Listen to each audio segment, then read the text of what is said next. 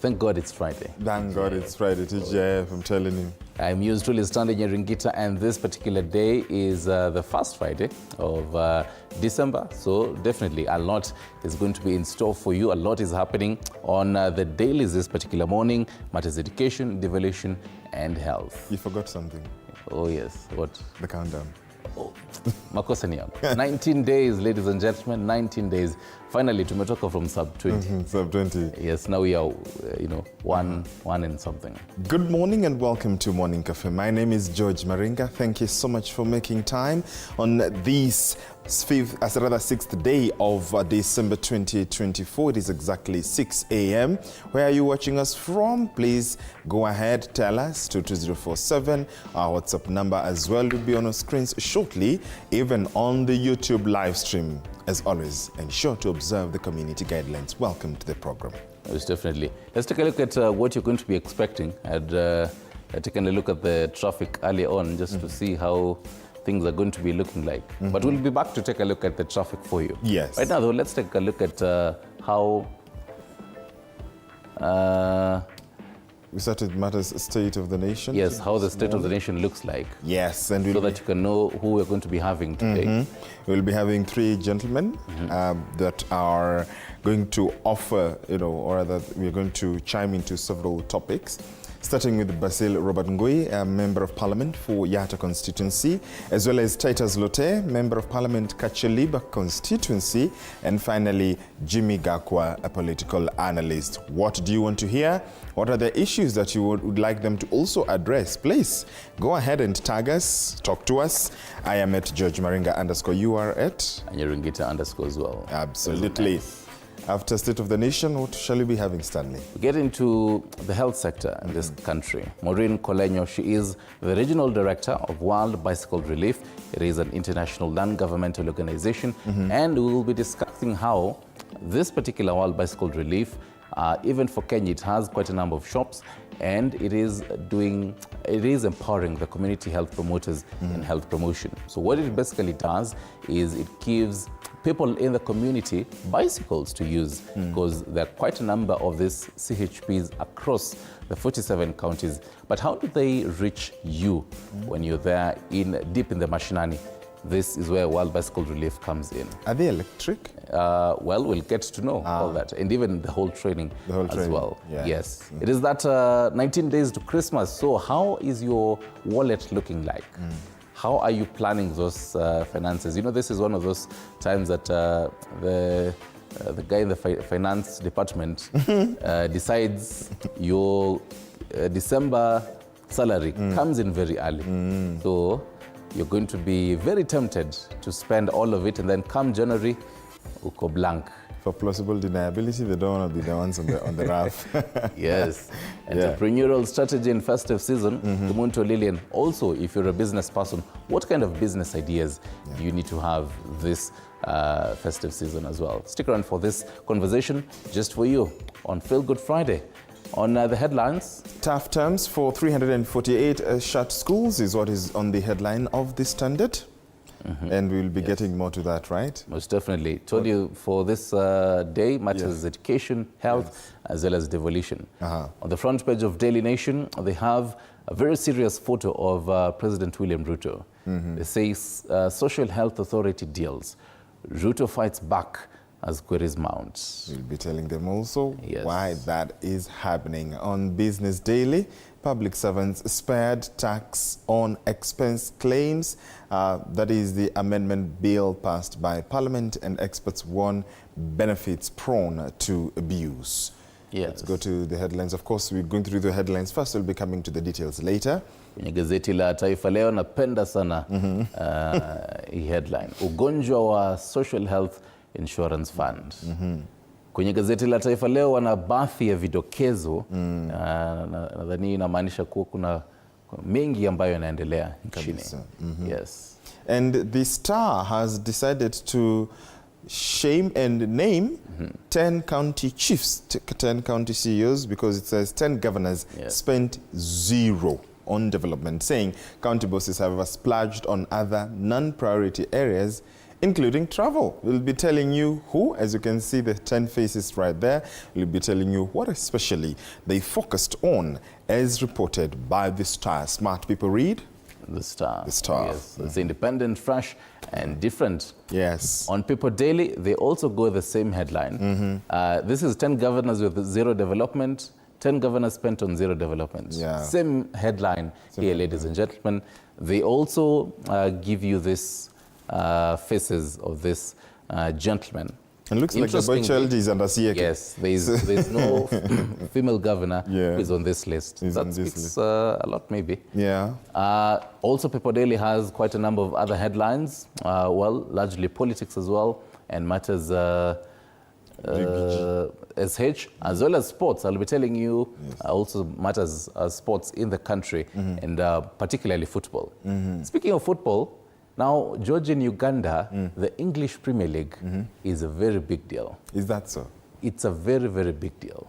If you're a Manchester United fan, you're a loyal fan, and in case it is you've lost now, just might get ugly. They say in the dying minutes, the name of the game, football. The EPL might be played miles away, but for many Ugandan football fans, rivalries over distant teams and results has literally become a matter of life and death. Well, we've seen this also in Kenya, but in Uganda, some of these cases are quite a lot. And you see they've listed Are they from 2015? 2, 3, 4, 5, 6, 7, 8, 9, 10 cases, all the way from 2015 until this year. Of course. By the way, Stan knows I'm not very much of a football fan, so in this one, I'm actually taking in the information. But because, yeah. It's all these deaths, I mean, it's just so crazy. So in the dying minutes, and it's an interesting headline because when you look at all these deaths from 2015, it's someone who has been killed by the other, murdered by the other. Okay, that's... what else can you tell us about this? Because I'm actually very intrigued. Well, we'll be, this it's extensive coverage on pages 4 and 5 in the dying minutes. I hope that even in Kenya, you're going to be having this as well. Wow. This It's actually is very, very, very shocking. This is in Uganda.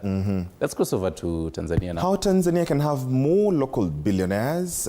Prominent Tanzania business leaders yesterday called for concerted efforts to create homegrown billionaires by empowering local investors and fostering an environment that encourages local participation in economic development. That is on page 2, because you have Mr. Rostam Aziz, a businessman and investor, who says the investors we brought in 35 years ago were experienced, well capitalized, and necessary at the time. But today, the caliber of investors we attract is significantly lower than those of past decades. We also have a VP, the Vice President. Who is the Vice President of Tanzania, Stan? Without looking. Philip. Philip Mpango says we are committed to boosting regional connectivity. You can see there is a SGR over there, and it says $250 million. The Lobito Corridor has been funded by the U.S. Development Finance Corporation with an initial allocation of $250 million. And it says, Vice President Philip Mpango says, Tanzania sees the Lobito Corridor as part of a broader strategy to enhance Africa's connectivity and prosperity, adding that it is in line with the country's national priorities and regional commitments. Story on page 2. Now you'll realize, even before we get to that very worrying story that is at the bottom, you'll realize how even for Tanzania, they have very positive news, saying the billionaires in the country are probably less. We need more of them, you know, boosting regional connectivity. In Kenya, it's something different. But anyway, you see that very interesting story down there. Worshipper lives with pastor's body for 2 months on page 3. How can one do that? It seems, I mean, there's just so much regarding very bizarre incidents across the... even the region. Across the region. And kwenye gazeti la Mwananchi, they also have that as well. See, George? Muumini aishi na maiti ya mchungaji akingojea afufuke. Habari kwenye ukurasa wa 3. This is very crazy. I mean, did they even embalm the body? How did they do it? There's just so much to think about that. So much to think about it. And you know how when bodies start to decompose, it's actually very unhealthy. It's unhygienic. You're advised not to. It's something that you're basically not supposed to do. So Soma gazeti la Mwananchi ufahamu jinsi muumini alivyoishi na maiti ya mchungaji akingojea afufuke. Naam. And well, in Kenya we're also talking about matters the health insurance. Yes.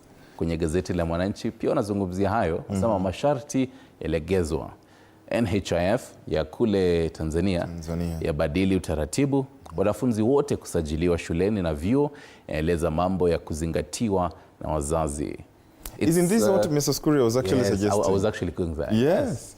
But you know, let me tell you, as a group of politicians, a certain crop will say, whenever Kenyans hear anything, they're just opposing. I mean, this is just the same thing, only that perhaps maybe the way it was put in Kenya was the issue, where they were told nobody will be allowed to report. Perhaps they should have said, when people report to school, kids report to school, that's where they'll be registered. I mean, also to try and get the numbers, because we are, what, 55 million? So, of course, this registration will try and get people, not to say... So far, as of last week, it was about 15 million Kenyans who have been enrolled. Yeah. So you can imagine you usually have, what, 1 million candidates every year for KCP and KCC. So 15, we could be moving to 17. So if they cross another million this month, so, I mean, it increases the numbers. Naturally. Tanzanians are just diplomatic people.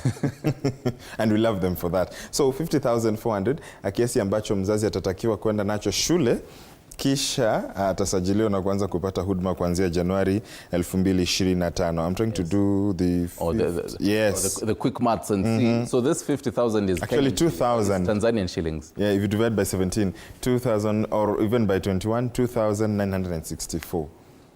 Kenyan shillings, yes, okay, for every student. Okay. So you can imagine per student in the entire country. Yeah. So how many young learners do they have? I mean, that raises the premium. And that's what maybe the Ministry of Health of Kenya should benchmark. Should benchmark on this. Because if it is about 2,000, 3,000, and each student, you see, you even give parents over the festive season to prepare and look for this premium. Yes. And then you register them for this. So that they know I'm budgeting this specific amount of money for the health insurance of my child. And of course, to try and tell Kenyans, it's not, I mean, the basic emphasis and the use of this social health insurance as they're talking about, it's supposed to be mchango. So you who is employed, someone else who is not unemployed, I am employed. So we contribute so that then when we all go to hospital, we get from this. Yes. But then the question is, are we getting through the same hospitals in the manner that they are looking in terms of infrastructure? There's a lot that goes into this whole conversation on the social health authority. And insurance in general in Kenya and in the region. Star 147 hash is how you register on the Social Health Authority, ladies and gentlemen. Let's cross over to matters weather and see how your weather is going to be looking like, particularly for today as well as over the weekend. We start off with Nairobi. They say the city under the sun. George, it's definitely going to be some nice true to its name today. City under the sun, some nice weather. Yes. It's cleared up, so all the way to. In fact, there will be no showers at all. Today is such a wonderful weekend day. I know. I know of people who are traveling. You know, schools have, international schools are closing, so parents are out on the road today. Okay. And particularly now, you see over the weekend how it's going to be looking like. Those with small meetings. Yes, exactly. If you're having a wedding ceremony, if you're planning to a graduation ceremony, there are a number of universities today, Mount Kenya University, as well as Multimedia University, and even others that are graduating. So that means people are having some of the ceremonies over the weekend. It's a nice weather for that. And congratulations in advance to all that will be given the pass to read, all that will be, solemnizing their unions and everything else. The weather is perfect for you. Yes. Do not fear to go outdoorsy. And even for you who would like, to take a road trip or anywhere, because Friday, Saturday, and Sunday as well, the weather is looking fine. So now, next week is where Monday all the way to Thursday, things will be very, very interesting. Taita Taveta County. That's a great choice, Stanley, for today. I know. Yeah, Taita Taveta, because they have 40% chance of rain, actually from 6 a.m. from now all the way to 9 a.m. Let's look at the over the weekend. Oh, the precipitation, yes. For today is about 3.6 millimeters. Yeah, you might want to carry an umbrella. And then I think for Saturday, it's looking just about like Nairobi. Yes. Highs of 31, lows of 21. Yeah, and the weekends we are giving you this because we know you love to travel over the weekend. There might be that koito, kanyombo, rasha somewhere, or even a graduation, or you just want to get out of Nairobi. Yes. In West Pokot? West Pokot, it's all through clear blue skies, ladies and gentlemen, so don't worry. The highest temperatures for today in West Pokot, 26. Over the weekend, you're going to be getting the same average, 26 and 27. No chances of raining over the weekend in West Pokot. Kisumu Dala. Kisumu Dala, where actually what is happening in Dala? In Kisumu Dala, ladies and gentlemen, next week on Saturday, Mzuka Festival, the Dala edition will be happening there. Jomo Kenyatta Stadium, Mambo Leo, and the caravan has already started. Are you seeing it? If you're in Kisii, it was traveling there. The Radio 47 team has been there, going all the way, and it continues even today. So, you see, even for now, will be that particular day for next week on Saturday. For next week on Saturday, yes. Some perfect weather for you not to miss on that wonderful caravan. Yes. They can catch the likes of MC Jaffe and everyone else, of Fweneke and others. Even to Prince Indah will be there. Yes. Kofi Olomide as well. Kofi Olomide as well. So even this weekend, the reason I'm checking it because it's looking nice. This is such a wonderful weekend weather for everybody, everywhere. Let's go to the Great Rift Valley. I picked Uasin Gishu because tomorrow we're going to be having the Chepsaita marathon. Yes, so happening tomorrow, as you can see, some perfect weather. Some perfect weather, and highs of 23, lows of 10. Yes. It's not going to be hot, actually 0% chance of rain tomorrow. And today it's also looking good all the way to the weekend. By the way, Uasin Gishu is going to be wonderful again all the way to the weekend. Yes. Kenyans are known not to carry umbrellas. So, so they do not have to worry this weekend and next weekend. If you're planning to be in Uasin Gishu and if you're planning to go and watch the Chepsaita marathon, right here at 47, we're going to be giving you all those particular details. Speaking of details, George, we had mentioned the Mzuka festival as well, and that whole caravan, even as it continues. But then something also happening, the Mount Kenya University, they're going to be having the 26th graduation ceremony for this particular day. And right here, we're going to be giving you all that live coverage, what will be happening live in Thika. From what time? From around 8:35. Yes. 8:30, 8:45 there will be crossing over live. Something else also happening today, President William Ruto is expected to be in attendance for the Africa Center of Competence for Digital and Artificial Intelligence Skilling. This right here in Nairobi, so definitely going to be keeping tabs on that and seeing how important it is. And then, George, happening in Mombasa today. So the members of parliament traveled, they're supposed to be traveling as early as today, then heading all the way to Mombasa for the East Africa Community interparliamentary, I should say, interparliamentary games. It's going to be a whole, like a week-long kind of, event. Quite a number of sporting events. They're going to be showcasing for you all that will be happening as well. That is just a nutshell of what is in the news diary. Yes. Let's take a look at the headlines, the Kenyan headlines, and see what is in there.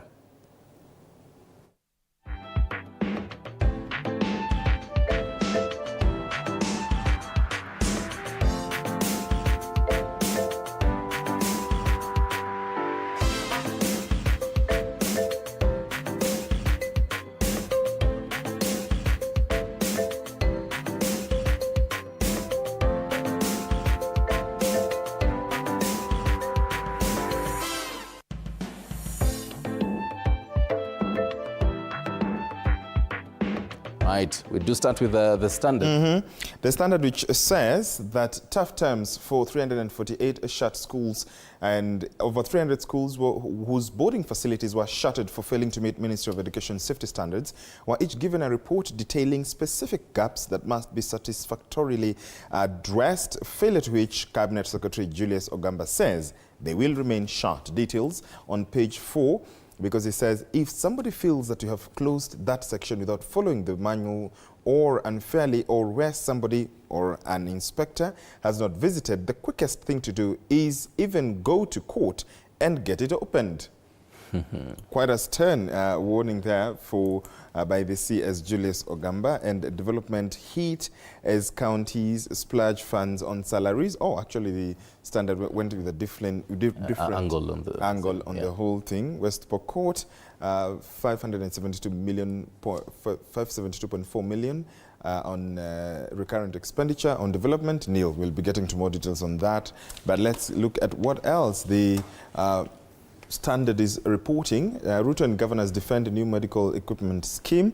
This is a story that actually has been followed by the dailies for this entire week, because President William Ruto held rather hours after the Health Ministry and Council of Governors dismissed Governor Mutahi Kahiga's claims that county chiefs were kept in the dark in procurement of leased medical equipment. The president lashed out at detractors, whom he said has hatched a scheme to create a wedge between him and governors to derail health scheme. Page 12.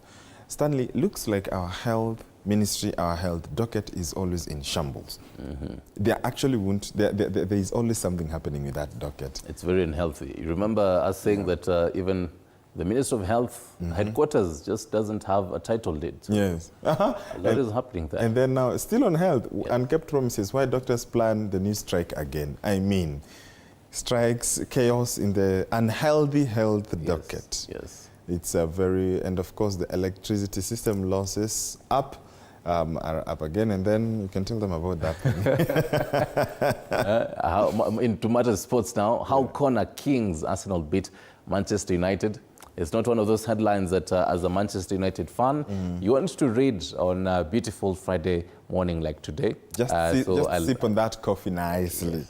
We'll be giving you more details. Too bad. On the front page of on Daily Nation, now that story on matters governors and their spending, they don't have it on the front page of this paper, but then they tuck it all the way in page 16, and they say we can't spend what we don't have, governors say. According to the control of budget, recurrent expenditure by the 47 counties was 48.96 billion. But then, on the big story, SHA deals, Ruto fights back as queries mount. President William Ruto yesterday maintained that counties are not forced to sign onto a multi-billion shilling medical equipment scheme, even as the identity of 7 companies contracted to supply the kits remains a closely guarded secret between State House, Health Ministry, and a few county officials. The project has mimicked the biblical Tower of Babel as conflicting voices continue to throw confusion into fine details that will have allowed for public scrutiny of the contracts that counties will be tied for at least 7 years. And on the bottom there, matters education, Christmas bounty for public varsity lectures and workers as well. It is on the back page. It's an interesting story, Stanley, on the Daily Nation, and I want to just spend perhaps a minute extra. State now seeks 500 billion shillings diaspora bond to revamp JKIA after Adani exit. It is on page 6, and someone actually did the math for the government. They actually said, Mr. President, Adani is gone. You want a solution for JKIA? So here's how it goes. Kenyans in the diaspora, so JKIA requires approximately 300 billion for revamp. Kenyans in the diaspora remit approximately 250 billion to their families each year.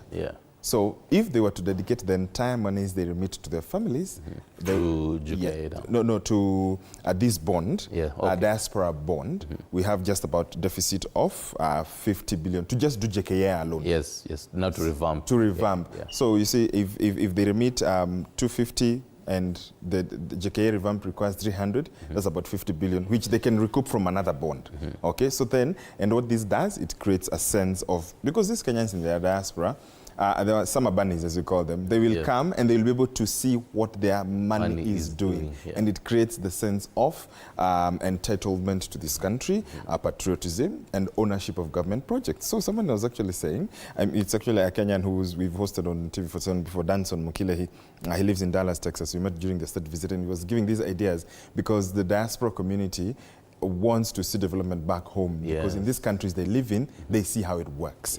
And now on page 6, the state is exploring 500 billion shillings diaspora bond for JKA revamp after Adani exit. So 300 billion will be allocated to the airport plan, while 200 billion will go to another major infrastructure project. Right. So we wait to see how that will. We wait to see how that goes. Provided it's lucrative and they give a good interest rate on the bond, like the IF, because this must be, I think it will be an infrastructure bond, and it is tax-free on interest. And largely, really, accountability on that. Accountability on that. Back-to-back accountability, telling us this is how we are spending this money, and this is how we are spending. Do you know how the bonds work? So the highest amount is 20 million. So 20 million multiplied by 17% interest, you get 3.4 million on your 20 million annually. Right. And then at the end of this, say, investment period, that is 7 years or 10 years, you'll get your 20 million back. You get your principal back. So you make money. So it is double, it is win-win for everybody. Right. So it's a good plan, if well executed. Yes, and it takes us to the Tanzanian headline. Yes. Having our local billionaires as well. Because guys are making money out there, especially the Kenyan diaspora, the workforce.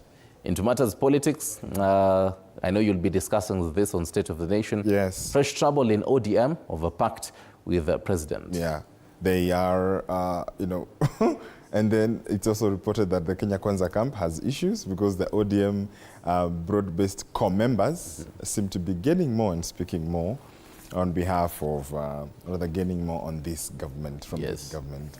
On Business Daily, I have a physical copy here as well. Yeah, Business Daily, it's talking about public servants spared tax on expense claims.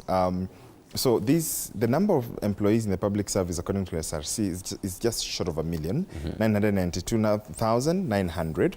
And public servants, including members of parliament, will be exempted from paying tax on reimbursements for expenses incurred during official duties if President William Ruto assents to a new bill amid concerns about potential abuse by some officers. This is an interesting story. And Kilifi Investment Conference opens is what the Business Daily is also talking about. And there is also a conversation with William Ruto. They are calling it the boss talk, but not the president. Instead, it is William Ruto, the Kenya Ports Authority Managing Director, who actually, the reason you need to read that, he has downplayed the Dar es Salaam port competition, says it complements Mombasa. Okay. Yeah, it's a very interesting story on matters regional development and, you know, especially on importation. Remember, President Ruto said there is that he is happy that Tanzania is overtaking Kenya. We want to see how, because shippers choose efficiency over most other things, and that is where the majority of cargo meant for Rwanda and copper exports from Zambia are handled at the Mombasa port. Because the Mombasa port serves the other landlocked countries and other neighbors. There is Uganda, there is the DRC sometimes, there is Zambia, Rwanda, all the way to Burundi and all that belt. And with Kenya and... Using that northern corridor. Yes. And with Kenya and Tanzania having port cities, there is that interesting, healthy competition over business at the port. Right. Yes. So that's both talk there on Business Daily. Business Daily.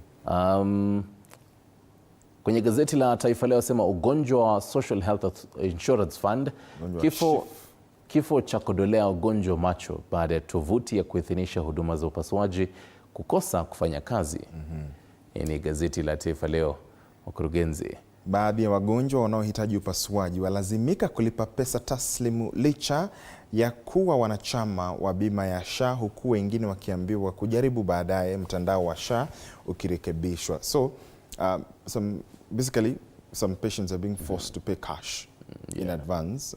Remember how hospitals you have to pay a certain advance before you're either admitted or they administer some facilities or services to you. We wait to see how that conundrum of SHA goes about. The government is saying, just give us time, just give us time. Perhaps they're trying to build up the, premiums. Remember, we've started feeling that in our pay slips as well. Oh, yes. On that one, you don't want to have an opinion.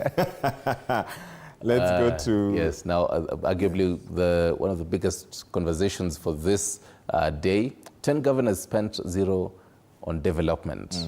This story is extensive on the Star as well as on People Daily. So before we get even to People Daily, they're calling it a crying shame. Nairobi and West Pokot feature on the list by the CoB.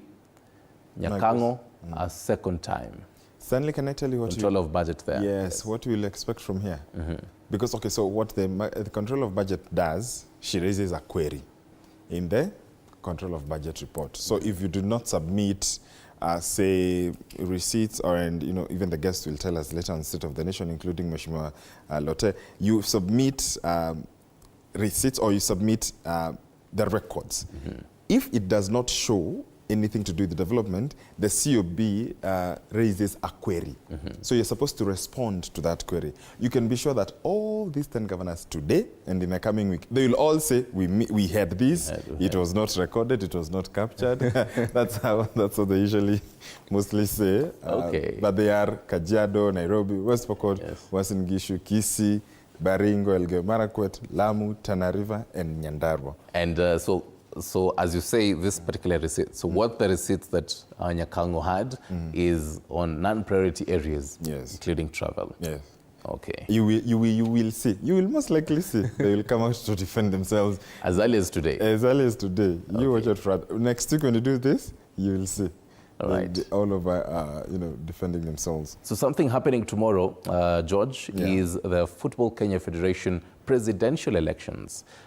Some weeks ago, the county elections happened and the delegates were chosen. So tomorrow, the 8 candidates for the Football Kenya Federation presidential elections is going to be happening at Kandenda House. And they say, be the judge. Here are the men and women seeking your mandate to lead FKF. Yes. And, and you'll see it in one of the cartoons, yes. Yeah, and there is the ex-president Kibaki RPS Mwangi charged with 350 million shillings land fraud. And there is the Siasa, the pullout, 16-page political pullout, never-ending IEBC crisis. And also in Siasa, they tell us why Gachagua fueled Mount Kenya anger is unsustainable. Details in the Star. Smart people read the Star. Independent, fresh, and different. On People Daily, well, I believe same conversations really, like on the Star. Like on the Star, the 10 county chiefs, as I have told you, you wait for statements. Yes. Other conversations, one similar to that one, Gachagua, reject Mount Kenya MPs who backed my removal. Former DP has launched an onslaught against leaders from his Mount Kenya region who backed his impeachment in Parliament in October, urging residents to reject them in future elections. So that is just a nutshell of what is on the Kenyan dailies. Let's take a look at the cartoons. And yes. The shifting of goalposts.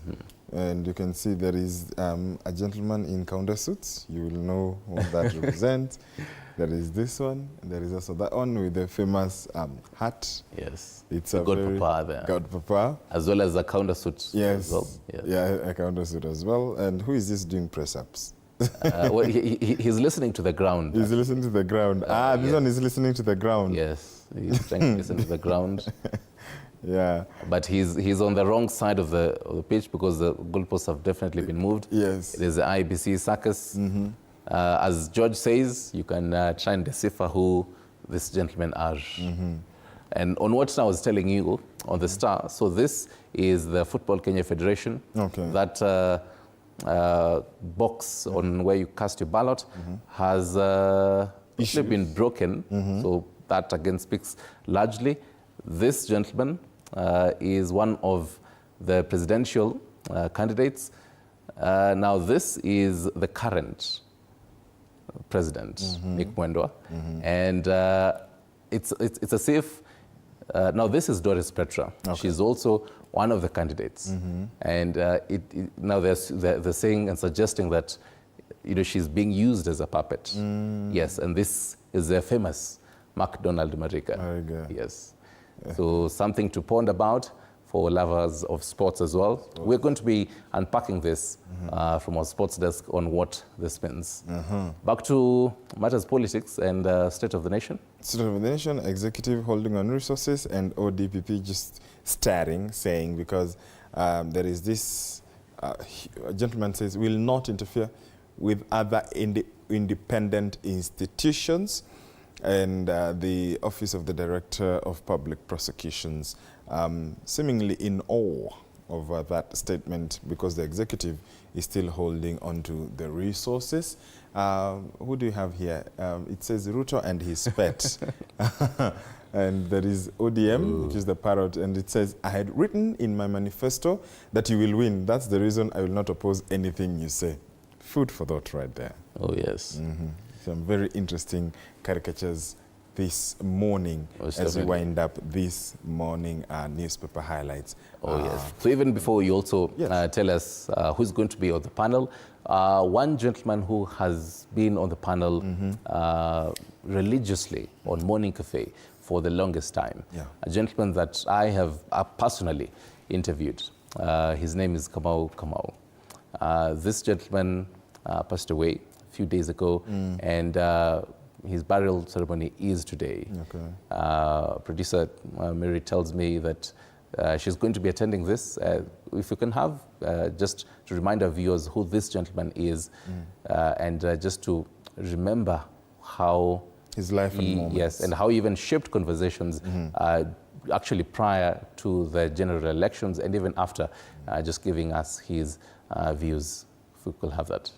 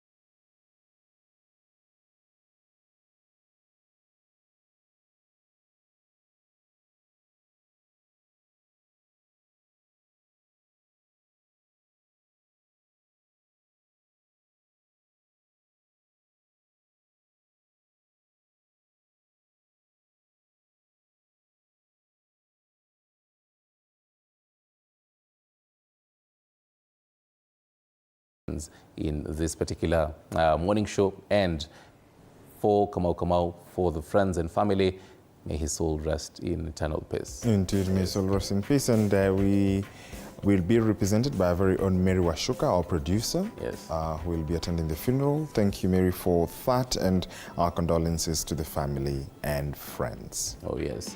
Now, before we went to that, I'd said even for the panelists we're going to be having, just also, because we're going to always have men and women who shape conversations just for you, so that you can understand what is happening on State of the Nation and understand, so what? If you have these headlines, why do we really need to know them. Yes, Judge. We'll be having Titus Lote, Member of Parliament, Kacheliba constituency, is already in the premises in the studio. Basil Robert Ngui, Member of Parliament, Yatta constituency, and Jimmy Gikwa, political analyst, will be the gentlemen we'll be having the conversation with this morning on State of the Nation. Please do stay with us. We're back in a few minutes, even as we look forward to bringing you a wonderful Friday edition of Morning Cafe, and later on, the Mount Kenya University graduation, as also we look forward to updating you on what's happening on the Mzuka Fest caravan, with a culmination of Kofi Olomide next weekend. Oh, yes. Yes. Ladies and gentlemen, it's 19 days to Christmas. Enjoy your Friday morning and day, even as you get into State of the Nation. Don't put your remote too far. Katu hapo hivyo chini. Ikae tu. There, we'll be right back. Sure.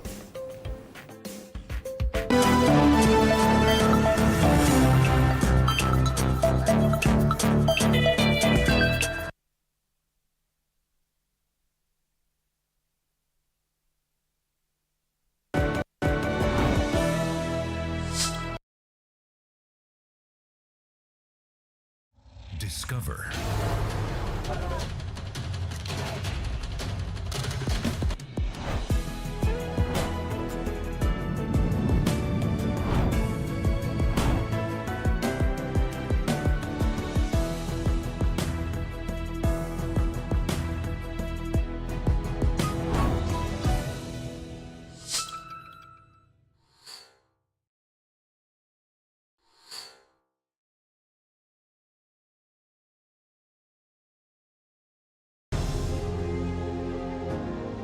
Vile unavyojua watoto wengi sana hawana namna. Mimi ningependelea watoto wasome. I'm here to stress on education. At the same time, let us actually do any kind of sport that we are doing. Sport speaks the best language to everybody. Tunataka tutafute talents. Zile raw talents kutoka kule nyumbani mashinani mahali tuko leo. Hizi mbio za Chepsaita, like all other sports, zinaleta watu pamoja. We want to use this event to uplift the lives of the community. Anafurahia hii mchezo sana. Hata sikaange naambianga watu tuende Chepsaita. Wanafunzi wakimbie ili wakuze talanta ya mbio ama kuhimiza tena elimu. This is the place to be. Hapa ndipo mahali wanastahili kuwa tarehe 7. Wale watoto walikimbia last year, wamekimbia mpaka wamefuka mipaka zetu za Kenya.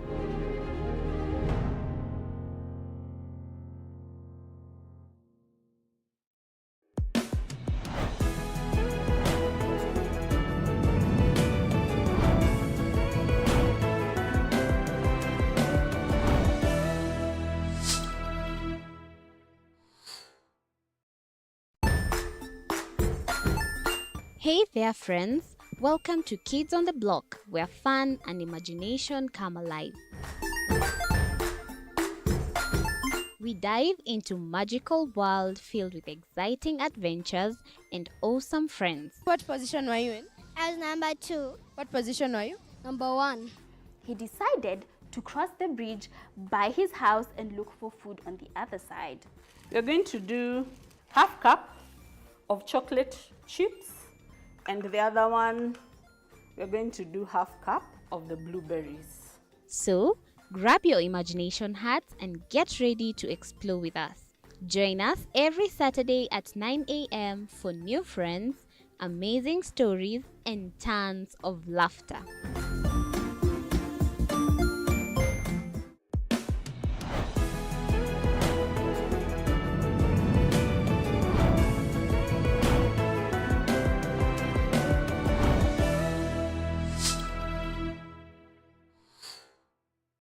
Join us as we explore the journeys of those who defy the odds and break barriers. We dive deep into the stories of triumph. Sometimes when parenting a child with a special need or whatever disability, family life becomes a bit complicated and you may end up raising the child on your own.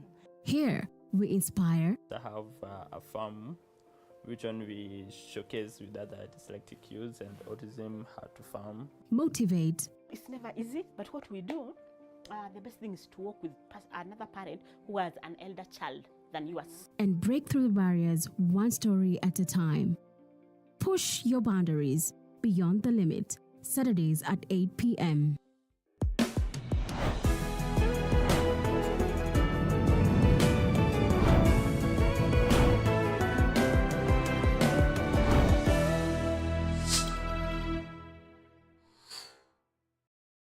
The Grind, where business meets brilliance. It's not just about the ideas. I was working as a shampoo boy.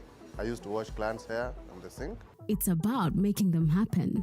From big wins. In primary school, when we would be asked what people want to be, I was categorical that I want to be a nurse. To hard lessons. The consoles change, the gaming equipment keep changing. We cover it all.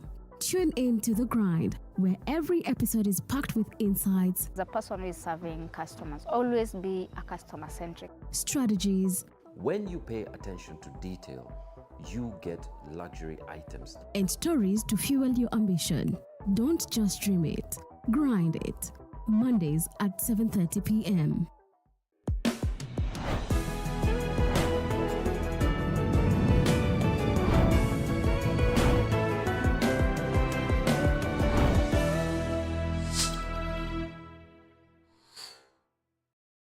Jiunge nasi tunapoangazia safari za viongozi bora.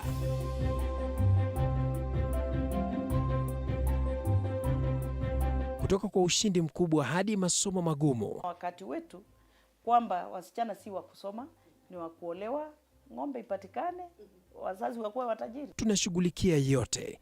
I wish I were a better investor. My parents taught me how to look for things for myself. Tazama Mfahamu Kiongozi, ambapo kila kipindi kimejaa maarifa, mikakati na hadithi za kukuza azma yako. For me to succeed, I have to fight. Kila Alhamisi saa 1:30.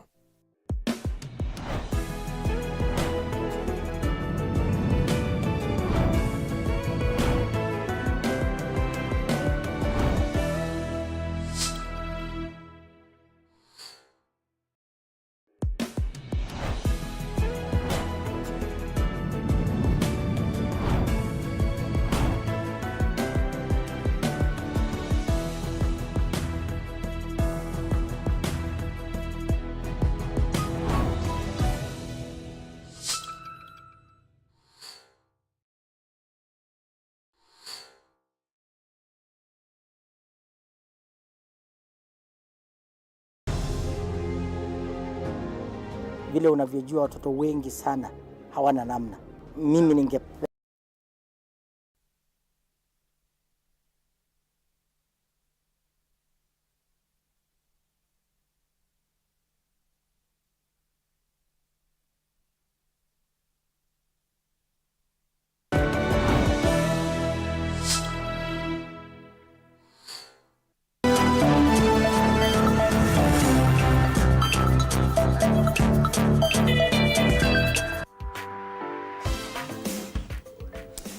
Welcome back. It is 13 minutes to the hour. We are watching Morning Cafe. We continue to update you on what is happening in the country on State of the Nation. I will be introducing my guests shortly, who are already here in studio, but I want to bring you up to speed once again with something that is happening, or rather started from yesterday, and that is Jamhuri National Job Fair. It's happening at the Kenyatta International Convention Center, and it is part of this. As part of the celebrations, the government is hosting the Jamhuri National Job Fair preceding Jamhuri Day from 5th, that is yesterday, to 11th December 2024 at the KICC. Now, this Jamhuri National Job Fair will bring together a wide range of stakeholders, including government ministries, the private sector, civil society organizations, educational institutions, and job seekers, with the goal of addressing the country's employment challenges and creating opportunities for Kenyan citizens. The theme of the event is jobs, labor migration, and entrepreneurship and entertainment. And this is an area or an event that will take place from day 1 all the way to day 7. There will be the role of the Ministry of Foreign and Diaspora Affairs in labor migration will be addressed by, or rather was addressed by Musalia Mudavadi. Today, the 6th of December, Labor Day, expanding local opportunities for youth employment strategic, that is by Mr. Felix Koskei, that is Head of Public Service. On day 3, which will be 7th December, all the way to day 7, with an array of activities culminating with the Jamhuri Day celebrations. And of course, President William Ruto will also be attending the event, and we'll be having a town hall on the 8th of December to be able to address this area of employment. Sunday, the 8th of December, will be the town hall. That is something that you need to look out for on matters the job fair. Also happening today is the 26th graduation of the Mount Kenya University MKU. Mount Kenya University is holding its 26th graduation ceremony, and our very own Sheila Chelangat is there for us. Good morning, Sheila. Would you know who is getting the honoris causa, and perhaps what do you expect to see in today's graduation? Over to you.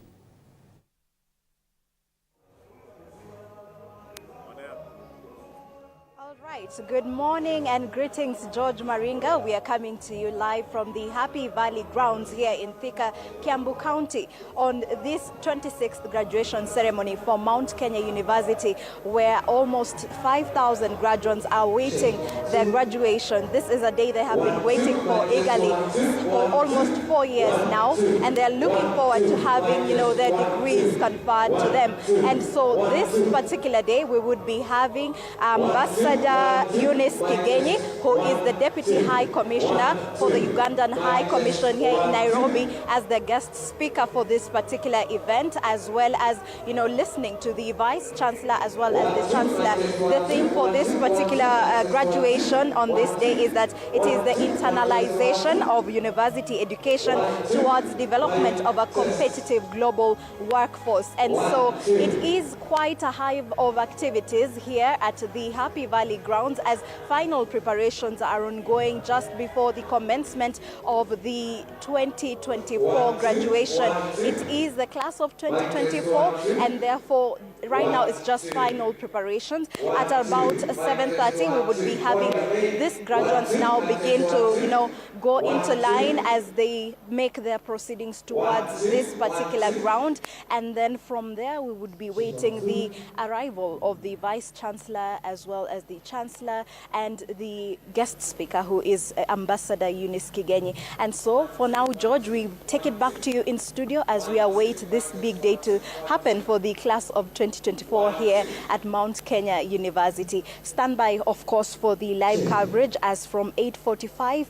and of course it is congratulations to the class of 2024. For now, back to you in studio, Maringa. Indeed, congratulations to the class of 2024, which will be given the pass to read and do all that pertains to their degrees at the 26th graduation of Mount Kenya University. We continue to have State of the Nation conversation right here in studio. Thank you, Sheila Chelangat, for that comprehensive report. This morning, the 6th of December, we have Titus Lote, Member of Parliament for Kachaliba constituency. Good morning, Mheshimiwa, and welcome. Good morning, thank you. Indeed, and also Jimmy Gachagua, our political analyst. Welcome. Welcome, thank you very much. Indeed, and we want to begin on this whole issue of SHA deals. There has been that report going on in the dailies regarding the equipment, and President Ruto has fought back. And I'll begin with you, Mheshimiwa. What do you make of this whole issue of the SHA deals that are rocked in? It is said that there is a certain investor, a certain tenderpreneur who will get billions. It is not known who and how, and then also counties alleged to have been coerced into signing this deal. What is happening? What is so unhealthy about this health docket, Mesh? Well, thank you and good morning. To go into this straight away, I think the public just needs to get the right information so that we can be able to talk about positive things. Sometimes in this country, when you wake up, everything you see in the newspaper, these discussions that we do in the morning, they're all negative. The president went into details yesterday in front of governors, the governors of the coast, to explain to Kenyans that no deal was done behind the back of every Kenyan, and that there were no governors that were forced into signing of these contracts. I think if you look at the whole scenario, it is not the first time. I used to be a deputy governor many years ago, and the supply of equipment was done by the national government, but with agreement with the county government. that is 2013 to 2017. And the reason why that was done then was because counties did not have the capacity to be able to procure equipments that were effective. You know, most of the counties, the procurement officers probably were not even officers that understand these equipments. And so, to be fair to everybody and to ensure that our facilities get the right equipments, the national government took up the responsibility, and then counties will pay. And that was very smooth. I don't think there was politicization of that. At that time, counties were helped by the national government. But I think as time goes by, Kenyans are becoming more aware of what needs to be done. And I think when we look at what is happening today, the president tried to say there were no counties that were forced. The only worry that I have about all this thing is the procurement for these items was advertised nationally in June. And then the process went on so that by October, there was a conclusion of the procurement process and the 7 companies were taken to be able to supply. The only worry that I have, and I think that is probably what is bringing all this issue, is there was no indication in my GAF or in the Ministry of Health process where the tenders were advertised. But that is where probably my worry will come from. And those Kenyans are becoming jittery in terms of, if you say that these companies are the ones that won, how did they get the tender? Probably that is my worry. But in terms of us having the national government supply items on behalf of the county government, I think it's a noble idea so that we get facilities. You go to any facility in Kenya, you get equipments that are probably of the same standard, equipments that can be able to serve Kenyans. Okay. Jimmy, before you take a break. Yes. Mine, on that issue, I think the president was very clear on how the signing of the deals was done. So nothing was done aloft. So there was no new thing that came up by the time anybody was complaining. Again, we also took up, through Kibaki, we also took up a lot of leasing or even police vehicles, government vehicles for services. Basically, it is cheaper because of maintenance costs, and again, we get value for money. What I do not see is we have a lot of ingenuity in the public service. If people are not part of the deal or not part of this, the process, they have a problem with almost everything. So I think we also need people to be honest so that we can get information to Wanjiko without a lot of hitches and a lot of drawbacks in terms of people looking at government like government looks like it's now a funny dealing issue. We need people to also be, the governors should also take up, you know, health is devolved. Health is not a national, is not a national, basically a national factor, a national government function. But it is something that the county governments are doing very poorly, particularly probably, I would even give an example in Kiambu County. We have had too many issues. We have actually lost 2 medical interns, and it is a sad affair because we also need to understand how to manage our medical facilities, our medical personnel at the county levels. We need more, I think, either education on how to run these issues from the county government level. Like, for instance, even in SHA and SHIF, the biggest problem, and I'm glad Honorable Moses, the Senior Advisor, Economic Matters, took up a mantle in terms of getting SHIF and SHA to the counties, take it to where it actually belongs, because as a national, when things come national, everybody has an issue with them because the interests at play and the people running the facilities are the county governments. Yes, I think that should be okay. That should be it. Let's take a break and then we'll come back and look at more on what is happening on that, especially now that President Ruto says they didn't force counties to sign on to SHA equipment plan. Do stay with us. We're back in a few minutes.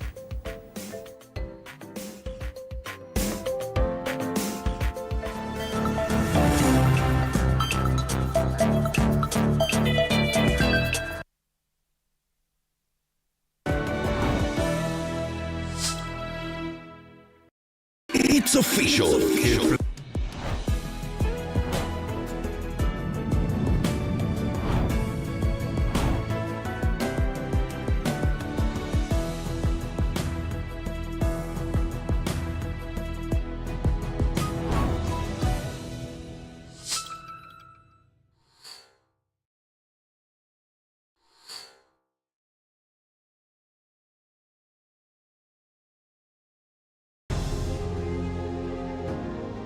Vile unavyojua watoto wengi sana hawana namna.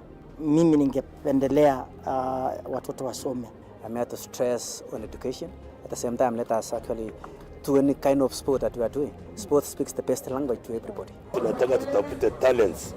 Zile raw talents kutoka kule nyumbani mashinani mahali tuko leo. Hizi mbio za Chepsaita, like all other sports, zinaleta watu pamoja.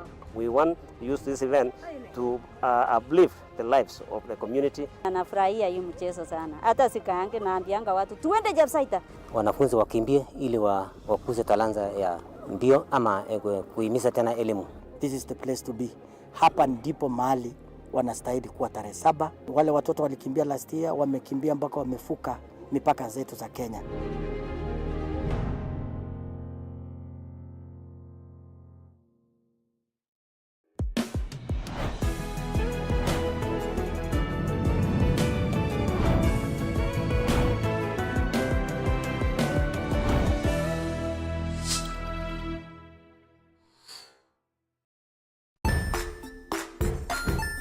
Hey there, friends. Welcome to Kids on the Block, where fun and imagination come alive. We dive into magical world filled with exciting adventures and awesome friends. What position were you in? I was number 2. What position were you? Number 1. He decided to cross the bridge by his house and look for food on the other side. We're going to do half cup of chocolate chips, and the other one, we're going to do half cup of the blueberries. So, grab your imagination hats and get ready to explore with us. Join us every Saturday.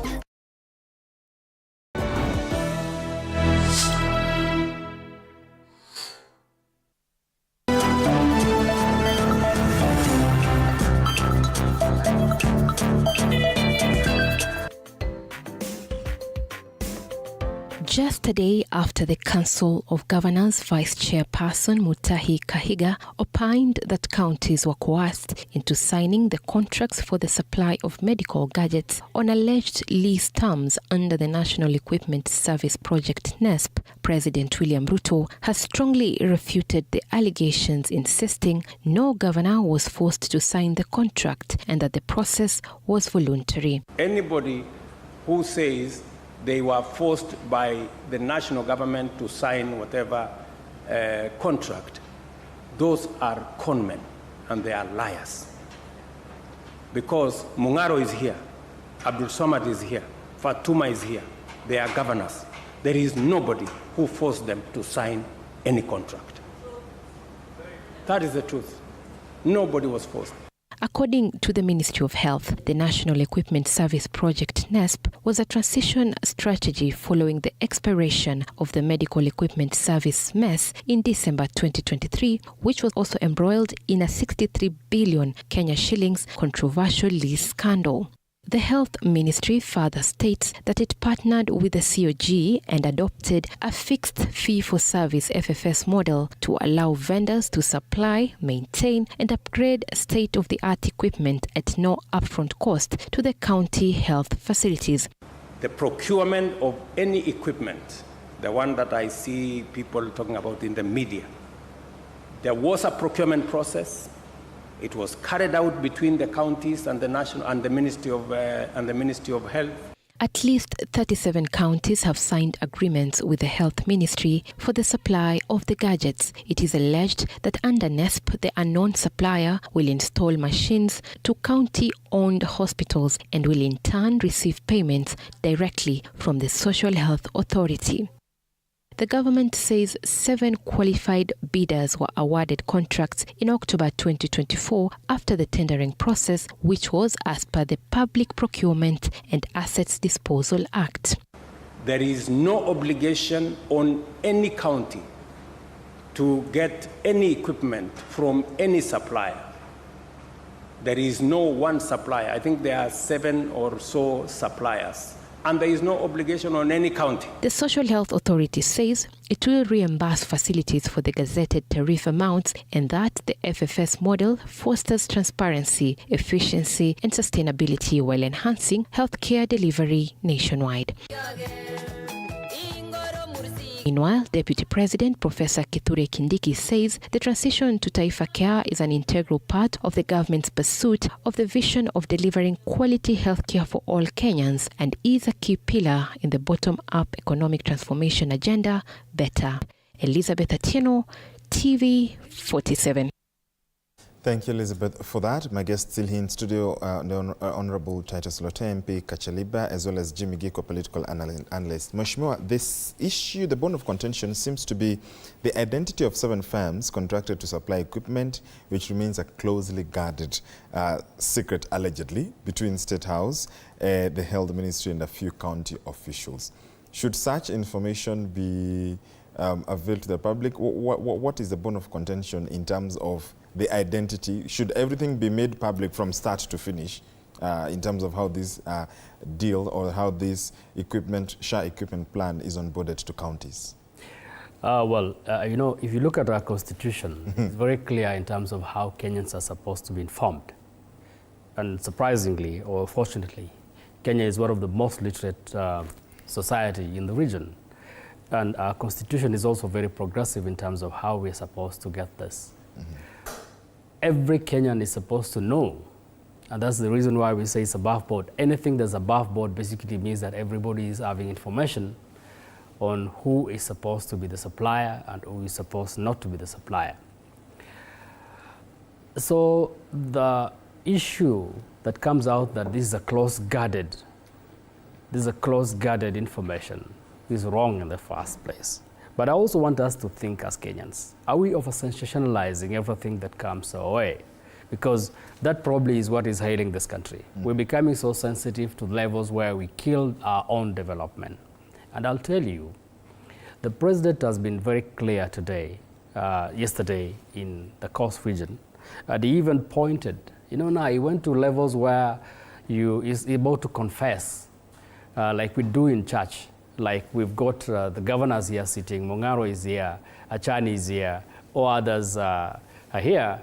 Nobody was forced. He's actually trying to tell Kenyans that nobody is hiding anything, and the governors that are here are my testimony. He's always bringing these governors as testimonies. The real point of contention, and I'll say this without fear, is that there is power play in terms of who controls the procurement system in this country.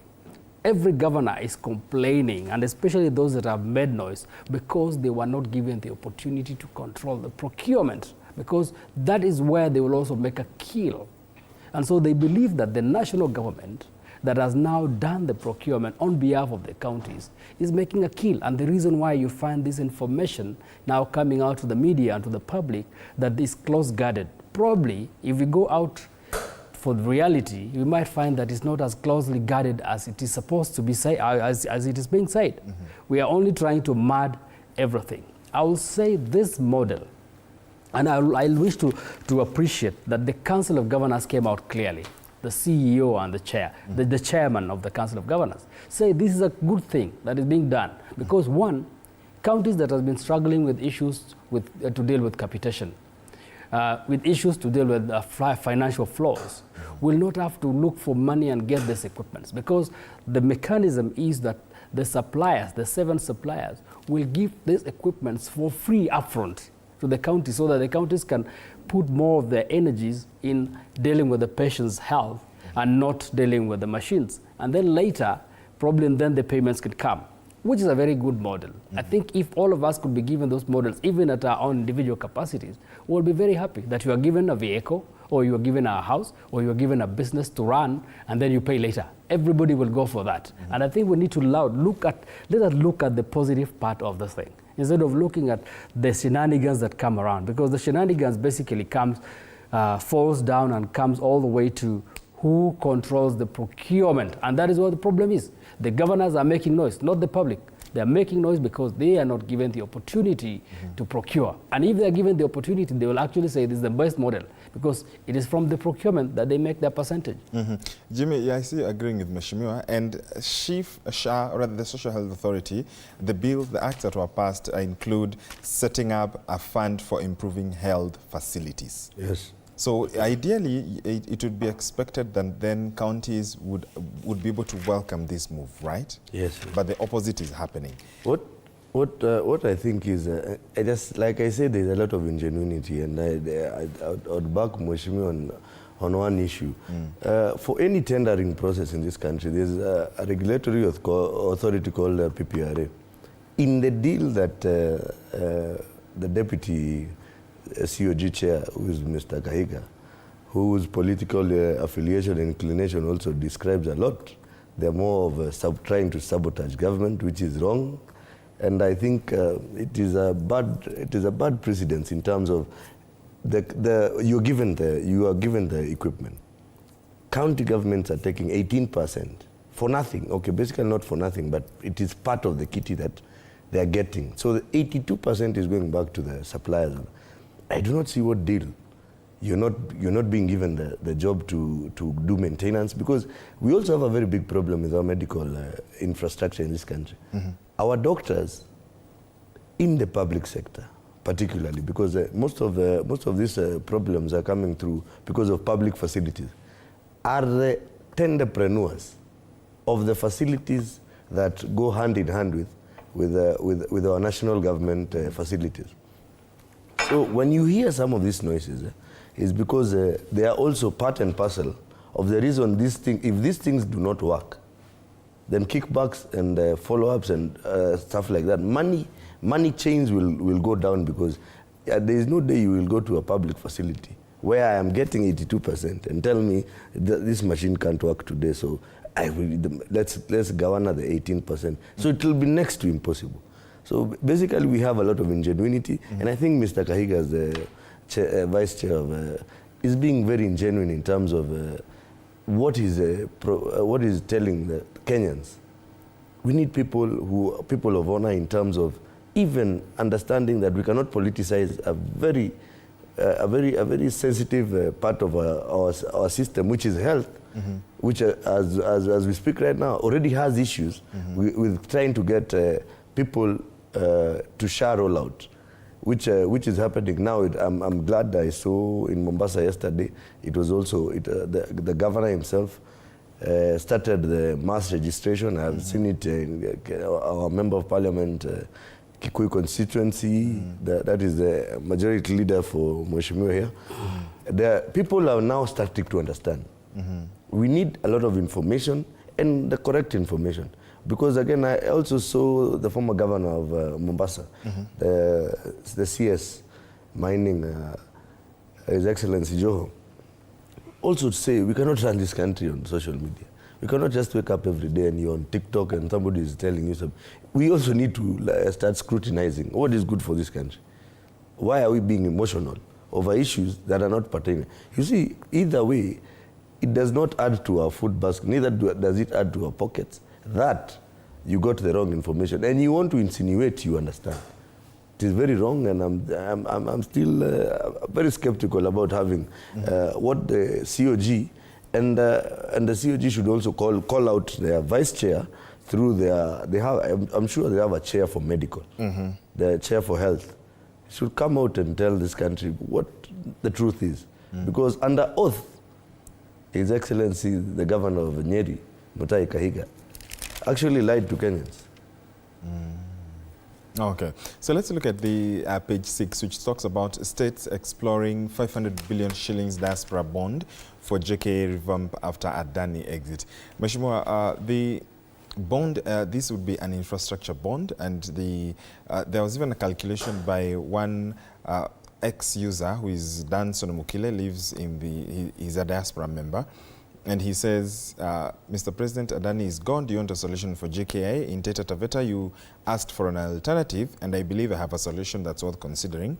As you may know, JKIA requires approximately 300 billion for its expansion and upgrade. Interestingly, Kenyans in the diaspora remit around 250 billion to their families every quarter. This got me thinking, what if we could tap into this massive resource to fund our own infrastructure project, including the JKIA expansion? Is this something that perhaps the government ought to explore, as reported by the Nation? Kenyans out there are actually contributing to the economy. And they sent this 250 billion to their families from wherever they are to build this economy. It is a very easy thing to say that this infrastructure bond can come that easily. Okay. But it's not as easy as it is said. Because just put yourself in the shoe of a Kenyan that is in Saudi Arabia, for example, and you're sending money to your ailing mother or to your ailing brother or to fund development in your home. And then you are told, stop all that and then give this money to government as a bond or bid. It is not possible. Because even you, sometimes when people look at your salary, people think that you got a lot. But if you now come to your personal level and start breaking it down into expenditures, you sometimes find that you cannot even be able to fund some of the things that everybody else will think is easy for you. So, as this guy who is writing to Ruto and saying that he's got a solution, if he is asked as an individual to start sending all the monies that he should have sent to relatives or to family members here to government, if he's asked to put that money to government, he will tell you, apana, uniwachie kidogo nitumie baba na mama. So it is not as easy as it is said. First of all, it is 250 billion, which is very good. We are the fourth. I sit in this committee in Bunge of the diaspora, and we are trying to engage and to ensure that many Kenyans can be able to work outside as much as possible and get money into this country. Egypt, for example, the economy of Egypt is merely run by the diaspora because they get probably 40 times what Kenyans get. Kenyans is third, South Africa and then Ethiopia and Kenya. We are competing at the same level. 250 billion. And we were thinking, and I think the president's idea was that we should have as many Kenyans as possible export jobs so that we can get these jobs outside there to start building our economy. At that time, people said the president is wrong because the president is trying to push people out. The president is admitting that there is no jobs in Kenya, that he cannot create jobs in this country, and that he's trying to run away from that by pushing people out. Many economies are being run by people from outside. If you go to Indonesia, for example, Indonesia, Philippines, all these countries, they are running the economy from the people that are making jobs outside. And for me, first of all, I want to allow the president for allowing Kenyans to go and work outside. And the reason why you see the minister, Alfred Mutua, is running from one place to another. And we've got a vest now at KICC. And even when the jobs were advertised here at KICC, you saw the way Kenyans came. Kenyans wants to go and get jobs. It is true. We cannot hide, we cannot lie to ourselves. There are no jobs for Kenyans here. We have a total of 10 million Kenyans out of the job bucket. And so we can export them. But then now we come to the levels of when the money starts coming, can we be able to build JKIA with this bond from Kenyans that are working from outside? The answer is no. It is not possible for Kenyans sending money to their families to stop and then using that to buy an infrastructure bond. It is not possible. It basically tells you that we are telling Kenyans out there to stop funding their families and fund the government. Is it possible? Even you, if you are asked with your salary, stop funding your family and fund government. It is not possible. So let us not try to hide and think that we have quick solutions. The solution that we had, the Adani deal, which went sour, unfortunately, will have been. Probably what I'll say is that let us go out to another PPP. Many airports in this Global South is now being built. Many infrastructure are actually being done by a PPP agreement, not through this kind of infrastructure bond from diaspora. It is not. Ethiopia is putting up one of the biggest airport in Africa through a PPP. Rwanda is doing the same. In fact, and even Tanzania. Let me tell you, if we continue this kind of shenanigans of trying to now talk about things that are not working, we will find ourselves as the underdogs of this region. Yet we were actually the leaders of this region a few years ago. Tanzania is overtaking us on everything. If Rwanda, a very small country, might be overtaking us on everything. Same to Ethiopia. Let us leave this thing of trying to cheat ourselves that there is a quick way This infrastructure bond cannot work because people prioritize family first before government. You cannot tell them to stop funding their families and fund government. It's not possible. Jimmy, Prime CS Musal Mudavadi and CS for Foreign Affairs says this bond will provide secure investment opportunities for Kenyans abroad while diversifying government financing resources, adding that Kenya is ready to leverage the diaspora's trust and resources for significant projects, seeking to diversify funding sources and reduce reliance on foreign loans or on controversial deals like the Adani project. What I would say is I'd really contradict or disagree with the Prime Cabinet Secretary. Let us first understand our economy as it is. Right now, why Kenyans are up in arms is because they do not have money in their pockets. Not because they are not working. Not because of any particular thing, but the money they have and the value of our money, 90% of the families are hand to mouth. So the 10% cannot be able to come. The 10% cannot be able to come and now start making and building your roads and all that stuff. It is impossible.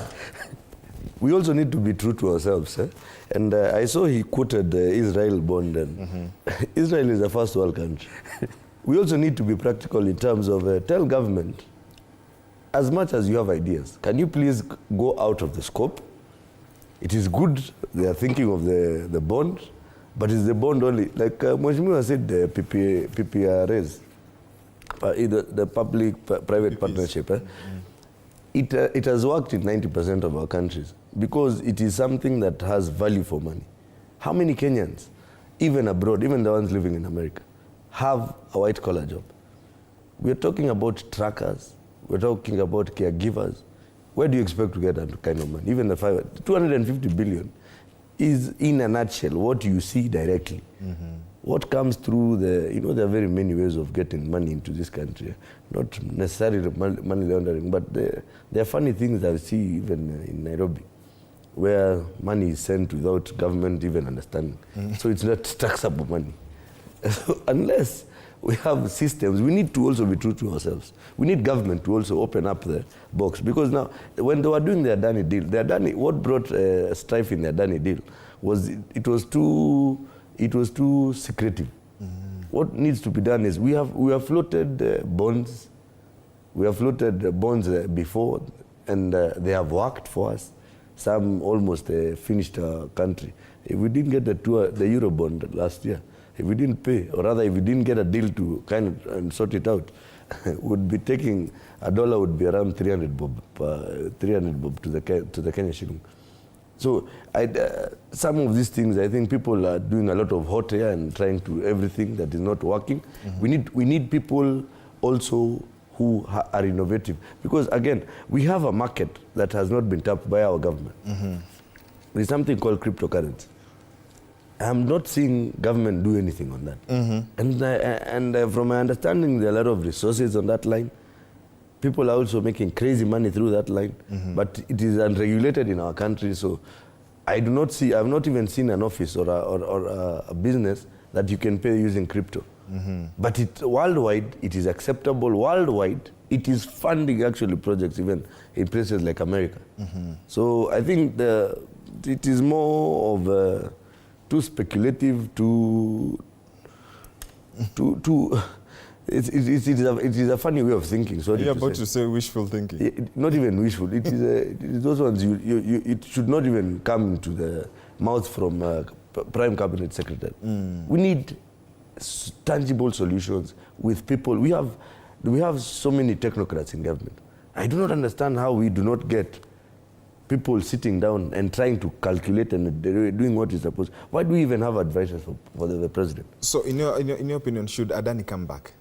Adani, I do not actually see the problem with Adani. The only problem I saw with the public and Adani was Adani had issues in a few number of countries. But I'm sure Adani is not the only company that we have other very big financial institutions, actually even here in South Africa. Some running our biggest insurance companies in our country. That money goes to South Africa from our country. You know, our insurance industry, 70% of our money goes out, then comes back, which is not what should be. Now, they should be tapping into different cadres so that we can get to where we're supposed to be. Should Adani come back? Why not? Why not? Let us go back to a little bit of history of this country. When Kibaki came, our resources mainly came from the West before Kibaki. We knew nothing about the East. We knew nothing about China. So we'll go to the World Bank and these other institutions within, bilateral and multilateral institutions within the Western world during Moi's time. And they were very punitive with a lot of interest rates, a lot of hidden, and a lot of controls in terms of how you spend this money. And our infrastructure was dilapidated then. I think we had one of the worst infrastructure in this country. But when Kibaki came in, he went east, and people thought Kibaki was a little bit mad. How will you bring Chinese here?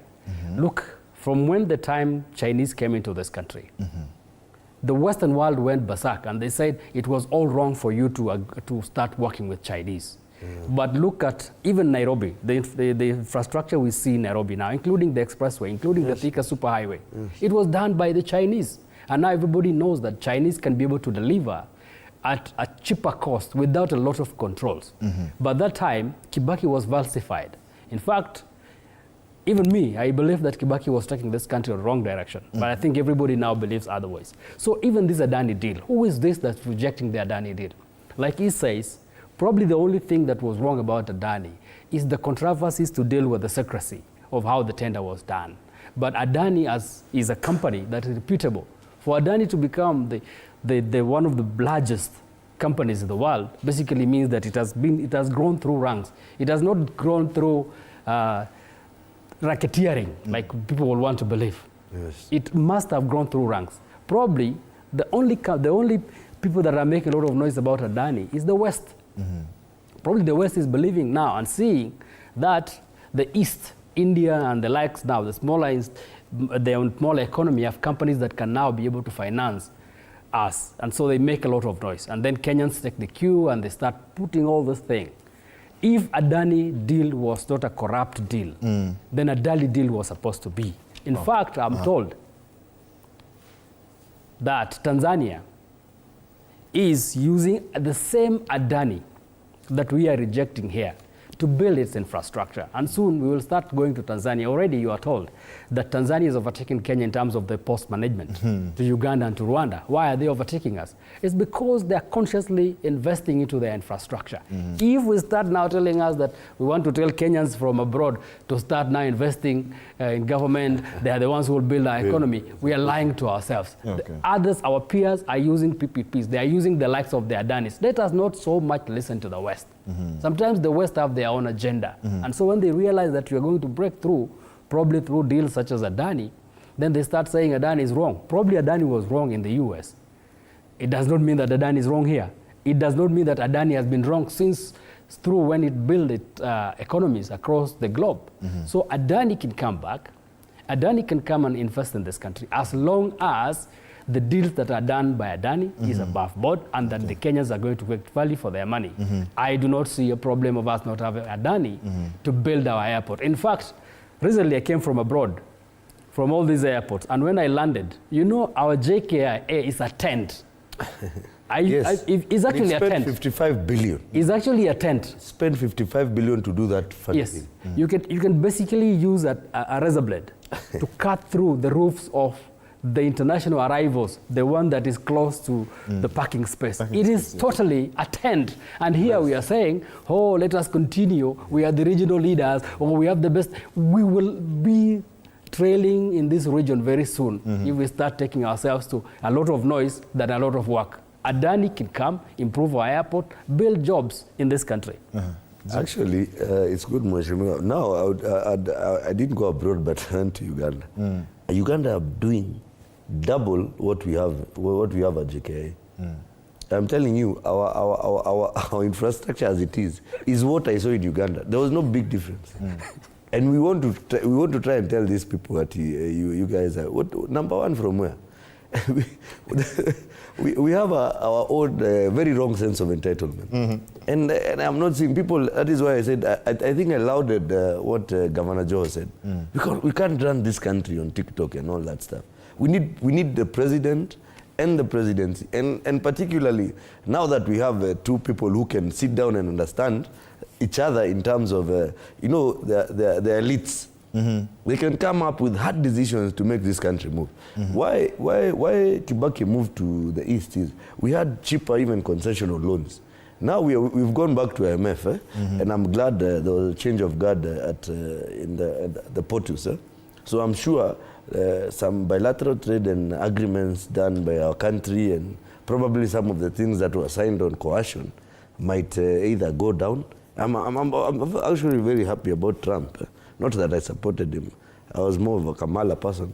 But now it is time for this country and His Excellency the President, to open up his thinking basket. Because I'm not sure we have ever gotten any value. Since Moi era, there's a time we actually red flagged. There's a time where I think we didn't have loans from IMF or something. And the President, His Excellency the late President Moi, said, we'll run this country. And we did actually, and nobody died. So we are a very resilient economy, a very resilient country. I think we need to change scope and let government understand that if they are responsible. Now what happens on Twitter, they should also go to Twitter. If the worst comes to the worst, you go there and make noise with the others, because we need this country to make hard decisions. The amount of debt burden we have in this country is not interesting. People are looking like we will move out of Kenya, then the debts will be paid, then we'll come back. We are already debt-ridden. Our public-private projects that we have right now, we missed out on an SGR payment. Next, we'll have that expressway. I don't know if they'll use it as an airport runway, because what will happen? We need to be practical and also allow ourselves to understand that this country belongs to us. We need a lot of patriotism, even from leaders, because everybody is trying to make a kill. And we can't run this country like that. Okay. Mheshimiwa, if you could prescribe a good working PPP, because now it seems there was a misunderstanding about why we went to Adani. By the time we were getting to Adani is when there were explanations, clarifications from government that actually this is a PPP. How would a proper PPP, even from a legislator's point of view, as an oversight as well, how would a properly done PPP look like if you were to go back to Adani or another Adani? Well, I don't think there's a prescription of a proper PPP. What Kenyans want and all the noise is because we are so... or maybe they don't understand PPP. Well, I think Kenyans do understand PPP. It's not a new concept. And for those that do not understand, they can understand from those that know. What Kenyans want is the openness of the whole process. Because like I was joking to somebody and I said, it has nearly reached a point where we now need to put into our constitution that there's a cut in every of the tenders. Because it's nearly an unwritten, like for every tender there should be a cut. Yes. And I think that belief is entrenched into Kenyans so much that if there is any deal anywhere, first of all they want to see who is getting what in a cut. In fact, people do forget about the expected benefit of the development, but try to put more of their efforts in terms of understanding who has gotten what in a cut. So what Kenyans will want in a PPP is basically the process to be above board, that it should be open like the Bible. Let me use that because that is the only book that you can get anywhere given for free. Other books now are being sold. If you go, there are charities that are giving Bibles, and everywhere there's somebody who's explaining about the Bible in the media and also in the streets. So Kenyans want it as open as that. And that is the only essence that is required of an PPP. Let people know the private partner is who, the public partner, the public interest is who, and on what terms. If Kenyans get to understand just that bit of understanding, will then unravel the whole process of a PPP. I don't think there's anything beyond that is expected. That is the best model. Information, information that is above board. That is all. Yeah. And for a government that has cried about miscommunication, rather than not being able to communicate, to put everything, and you say they also join Kenyans on social media to explain. Yeah, you see now, my problem is we have a government spokesman. And I'm still very skeptical about the gentleman. He's a good gentleman, learned, he has all the affliction, everything that would be of a good leader. But I remember Charles Owino, police spokesman, then government spokesman. That man would put information. He had information on his fingertips from all ministries. So I think also people are letting down the president. Probably people will not incline to my thinking, but we have a brilliant president. Given a chance to do what is supposed to be done, that gentleman is hands-on. Yani, he can do things for this country. But now with too much interest and miscommunication from some quarters in government, we are seeing controversies, like just like even the deal we are just talking about. The deputy vice chair CoG talks this, the chairman, 1 hour before the chairman had said this. So you see, we look like we are doing trial and error even in communicating to our own people. We need to tell people, and we need people who have facts. Because again, you can't come and tell us something, then tomorrow, when you go under oath, you tell us a whole different story. Yes. Mheshimiwa, there are 10 governors now moving on who have been flagged by the control of budget with zero development. Specifically, there is Nyandarua, there is Uasin Gishu, there is Tana River, West Pokot, Elgeyo Marakwet. Nairobi is also in the mix. There is also, so many counties that have been flagged as zero development. Lamu, Kisii, Kajiado, Nairobi City, and Baringo, 10 of them. Where do you make of this? Whereas I know the oversight is in Senate, mostly for these counties. Why are we still lagging behind? And I know the issue of delayed disbursements will still feature, but most counties seem to be focusing on, recurrent expenditure, but not development. But at the same time, counties need to pay salaries. Is it becoming difficult to run counties? Well, you were a deputy governor. I was a deputy governor, and I'll speak from a point of information. Last week, I had the privilege of sitting with my governor, His Excellency Simon Kachapin, to understand what is going on. And I think we are a country that so much want to thrive on things that are negative. And I think this is one of the negatives that we put and feed Kenyans with.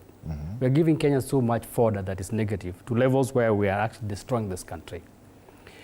If you look at the County Governments Act, there's a specific clause that says that there is a timely disbursement of funding to the counties. It is specific, written, timely disbursement of funding to the counties, 15 days after the period that is supposed to. None of those timelines have ever been met, and there is nobody that has given a reason why. And I think there's a reason, probably, nobody has given it, but there could be a reason that we are really struggling as a country, that whatever we collect is what we put together and send to counties. And like he said, we are really operating on very bad debt. We are actually in a very bad, serious debt issue in this country. We are very comfortable, and yet we are sitting in levels where we can start defaulting. And so, God has given us the opportunity to collect from whatever we can collect from Kenyans. And so sometimes when the government finds that there is much that is needed, they want to go deep into the people's pockets, and people make noise like they did in the Finance Bill 2024. So it is insincere for these screaming headlines to be in our dailies. And the reason why I say is this, and that one reason needs to be taken by everybody. I have never seen an efficient government institution such as the CoB. CoB is giving a report that is for June to September, the first quarter of 2024-2025. And it says that those counties, the 10 counties, including my governor, has not spent anything.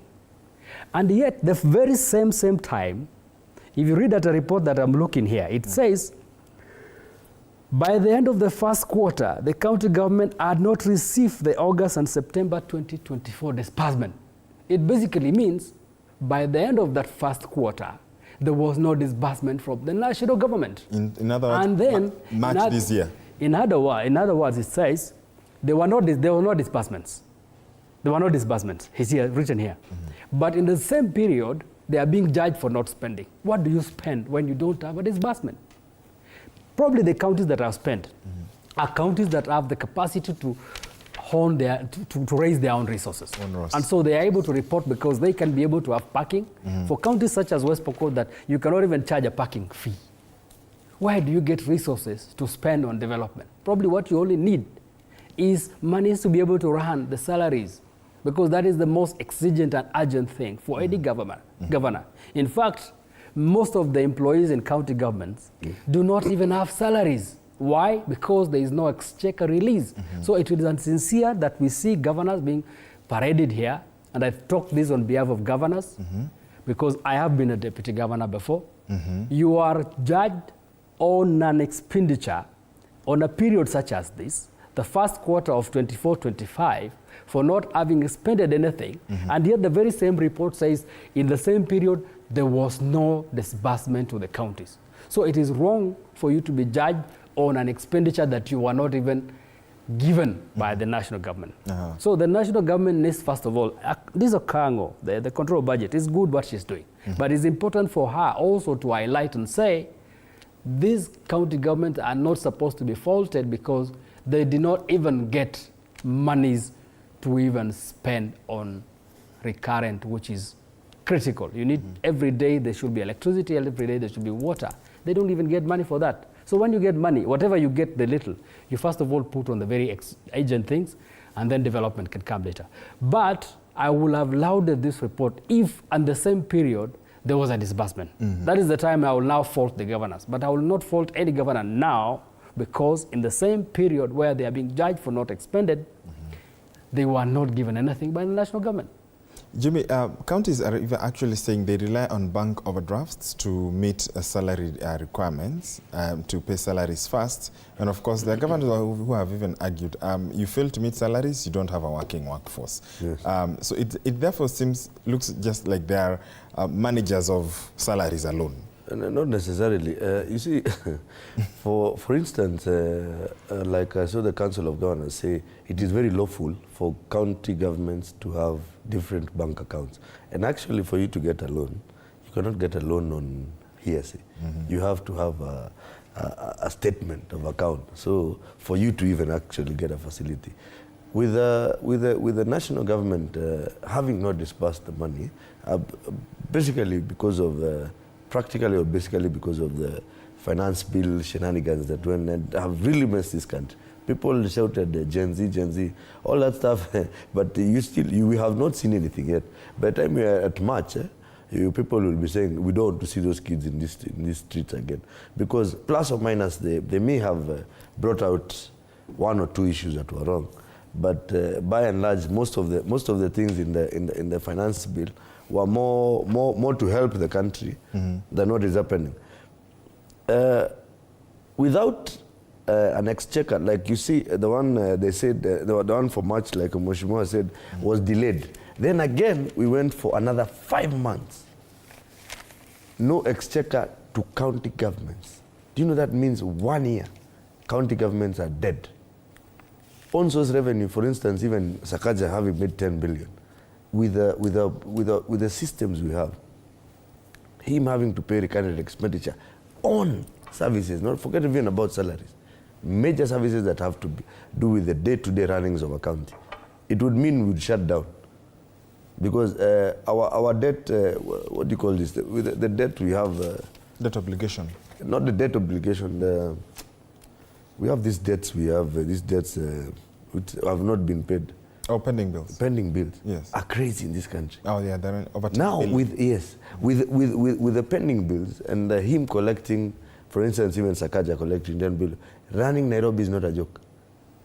Running Nairobi is you have 8 million people living here, 5 million actively using resources from the county government of Nairobi. So it is impossible for the counties to do what they don't have. It is impossible for them to offer a service or to offer development And I'm sure even the ones that have said they have done development.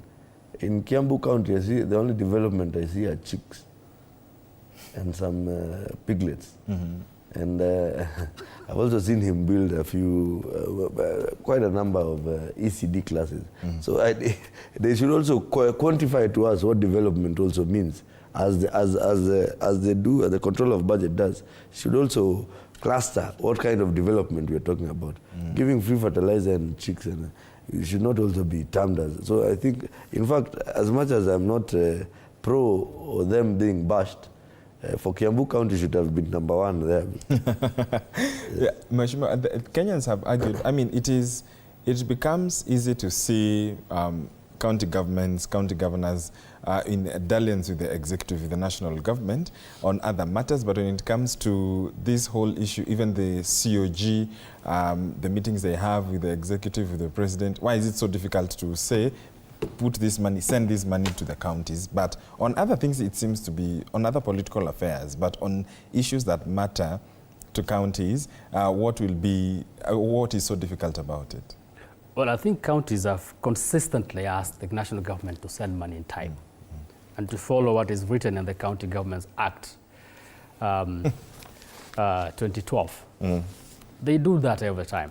But I think it is the inability of the national government to be able to collect enough to send to the counties. So if we bash the county government, we are also probably bashing the national government, which is trying its level best to collect revenues. And when they do collect revenues, the Kenyans have rejected. I tell you, when we voted, I voted for the Finance Bill 2024. And there was the first proposal. And I will always say, Kenyans have been cheated to believe that everything the national government is doing is wrong.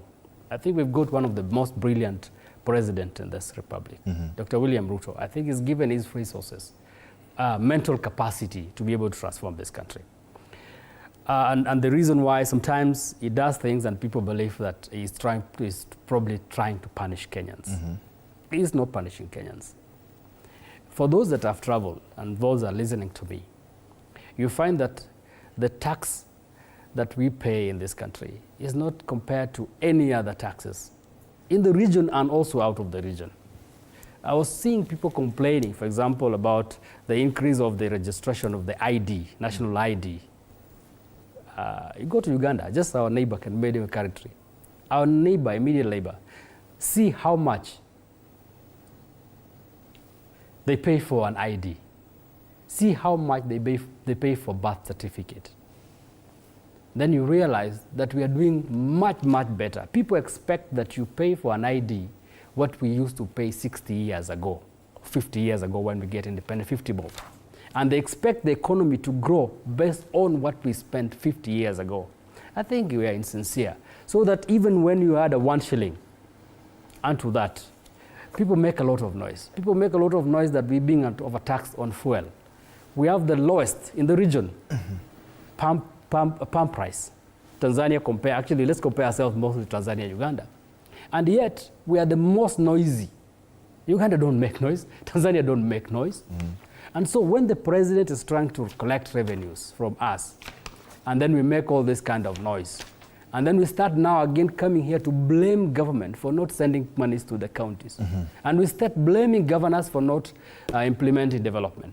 I think we are the only ones that are shooting ourselves under the foot. The only thing we know is to make noise and expect miracles. There is no miracle in any country in the world. You have to work hard. Pay taxes. You have to pay taxes. And you have to move from where you are to where you want to be based on the sweat that comes out of you. In any case, God punished the human being through Adam and say, you are going to eat through your sweat. So if we want to make merry, make music, and just expect that the country is going to develop, it will not. It has to be at the pain of our own pockets. So let us not blame the governors. The governors have asked, like you've said, they usually ask the national government to provide resources. But the national government is unable to get resources because the Kenyans that are supposed to give these resources are rejecting to pay taxes. And when we go through a PPP agreement, they are rejecting the likes of Adani. So what do you expect of a government? You don't want them to get loans, you don't want them to get money out of you, but you want to get every luxury from the government. It is insincere. We have to know that it's time for us, for our county government to work, we have to finance it. Anyway, for us to work, we have to finance it. After all, on page 16, the chair of Council of Governors, Ahmed Abdullahi, says we can't spend what we don't have. Exactly. That's the truth. Exactly. That is the truth. And Kenyans wants us to spend money, I don't know, coming from heaven or from where. We have to have money by ourselves. We have to go into our pockets, or we have to go get friends like Kadanis and the likes. As long as it's above board, then we let this country move. Yeah. Jimmy, my biggest problem is, and I'm seeing there's a draft amendment law for education, the education law, and I think Karoli Amondi has a very brilliant idea on teaching our kids and ourselves nationhood and patriotism. Patriotism. This country cannot be run, like I said, on social media. It is impossible. We need to also be practical. As much as people are asking for, when we get the taxes out, where do they go? As we stand right now, our debt, like I said, our debt burden. Our debt burden is like to the 100 Kenya shilling, we pay around 84, 85 shillings. So we are left with 15 bob. And we have to be privy to that factor. And we have to tell Kenyans, you guys are not, you're not what you think as that now. We need to tell people, we need to pull up our socks, tighten our belts, and get this country moving. Failure to that, we will politic for another 5, 4, 10 years. Everybody wants to be president, everybody wants to do it, and nothing will be done. As every election cycle, like I was telling Mheshimiwa, we create 47 billionaires in governance, in on-source revenue. How has government, as much as we are saying they do not deliver on the monies that they get, how can we be able to link on-source revenue to the government exchequer, to a place where we can have a kitty, probably even an emergency kitty from all counties. I've not heard of one, is there? So that we can be able to mitigate on when things are not working and when things go slow on issues. Yeah. So because we can't just wake up today, you want, now salaries haven't been paid for 5 months. Yeah. But I think they released, it's good the government released, and I was told in Kiambu County, practically, they paid 1 month's salary, so they have a pending bill of even employees for 4 months. We are going to December. The people who are paid, by the time they were paid, they have 1 month's salary, had debts for 3 months or 2 months, you understand? So we are hand-to-mouth people, and we should not act like we are in Bahamas. We need to tell Kenyans, my friends, you guys live in Korogosho, and this is the reality. Yeah. We are not in Nyali enjoying some beach. We need Kenyans to and they need to understand nationhood and patriotism. Yes. Mheshimiwa, as we close, as we enter the home stretch, there is the issue of ODM and a section of Kenya Kwanza complaining of the entry of ODM in government, and also reports of seeming cracks in ODM party after the entry into government. What do you make of this new political arrangement and agreement, and is it very sustainable? Well, it's insincere for people to complain of ODM being in government. Because one, we are actually now dealing with a broad-based government where everybody is on board. And I think that is the essence of government. We need everybody to be involved in government. Everybody is required to. There is nobody that is exclusively supposed to be excluded from the management of government. And I think that is the kind of ideas that was exposed by some of the leaders that have now left government. They will think that government belongs to some people, and they say government is for shares, so that if you did contribute, then you get something. If you did not contribute, then you get nothing. But yet, when we look at the last elections, both the ODM and the Kenya Kwanza nearly got the same votes, a difference of probably 200,000. So we all belong to this country. We all pay taxes to this country. We all supposed to run this government together. And so I think it's a noble idea for the president to open his hands and say, let us all come and run this government. If it is acceptable by Kenyans, let us run this government. So it is wrong for us to say there are people who are supposed to be locked out of government. And yet, when you go to the shop, in their shops, they also pay taxes. They are supposed to run to be part of this government. It is, for me, is the best thing that we've seen. And I think once we started getting the broad-based government, the politics of this country subsided. Initially, the politics had reached a crescendo where we now saw the young people now going into parliament, something that is unheard of. burning parliament and starting to terrorize people. I think the broad-based government has cooled the temperatures. And I think now, because of that, we can have all experts from across board. If you are in ODM or Zimio and you are an expert, like we've now seen the experts that have come into the ministries, let them come. What we need basically is that we need a country called Kenya that is unified. So anybody that is saying that this country is divided into two, there are those that are supposed to run and those that are not supposed to run government, it is wrong. For those in Kenya Kwanza who are complaining of the entries of the ODM or machineries, or the ODM brigade, or the Kenya or Azimio brigade. They are insincere because they are the people that believe that the government belongs to them and they are the only ones who are supposed to partake of this government. Let everybody accept that this is our country as a whole, that every Kenyan born and got the nationality of being a Kenyan is supposed to run this country. Your closing remarks in 30 seconds? In 30 seconds, I'll say, let us be patriotic enough. Let us accept that this country belongs to us. Let us accept that if this country runs, it's because of us. If this country fails, it's because of us. I looked at probably our infrastructure. We put up a very good infrastructure. People are the ones that are dumping garbages everywhere. They're destroying the road infrastructure. They're destroying the high mast lights at night. And you find that we take our country back, and yet we blame government for everything. Is it government that is supposed to collect even garbage? Not to tell you not to throw garbages on the road as the vehicles are moving?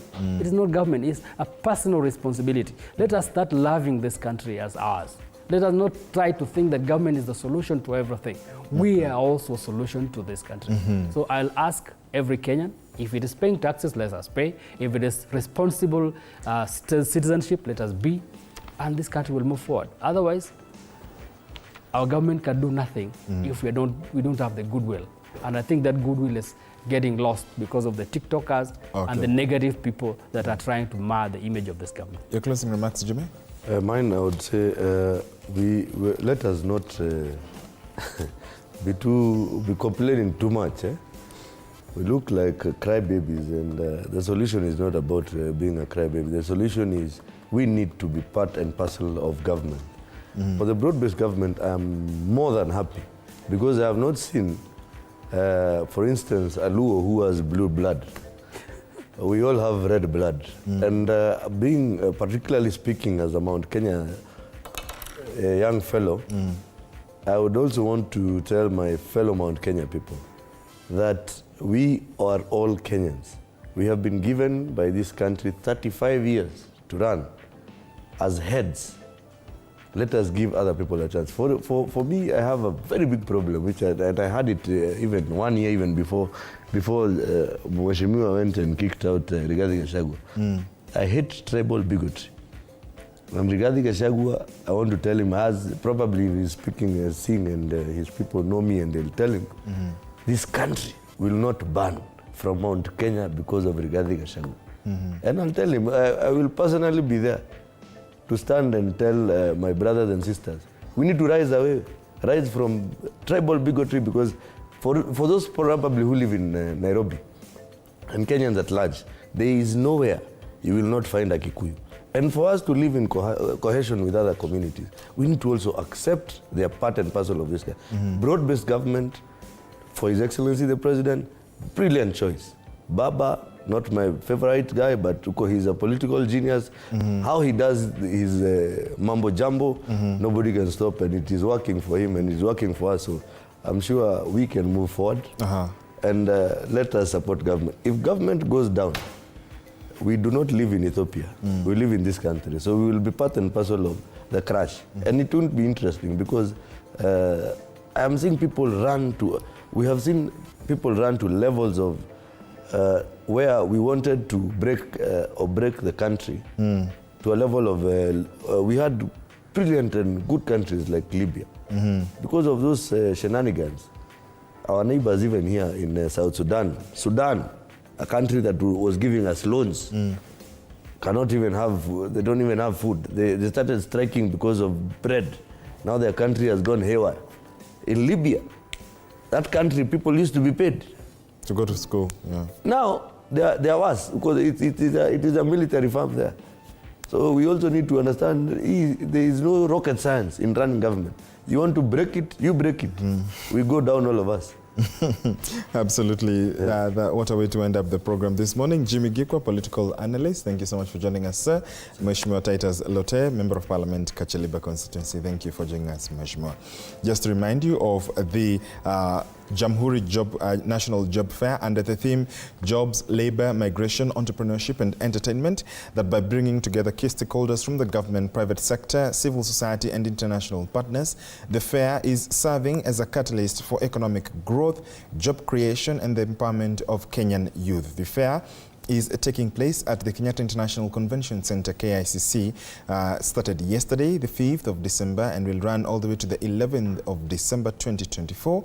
On the eve of actually Jamhuri Day. Don't miss the opportunity to get insights from employment, growing and establishing direct connections with your future employers. And to remind you, today being day 2, Labor Day will be the theme, expanding local opportunities for youth employment, strategic partnerships for labor mobility and fair recruitment of migrant workers, a key topic that will be addressed by Felix Kosgei, the head of public service.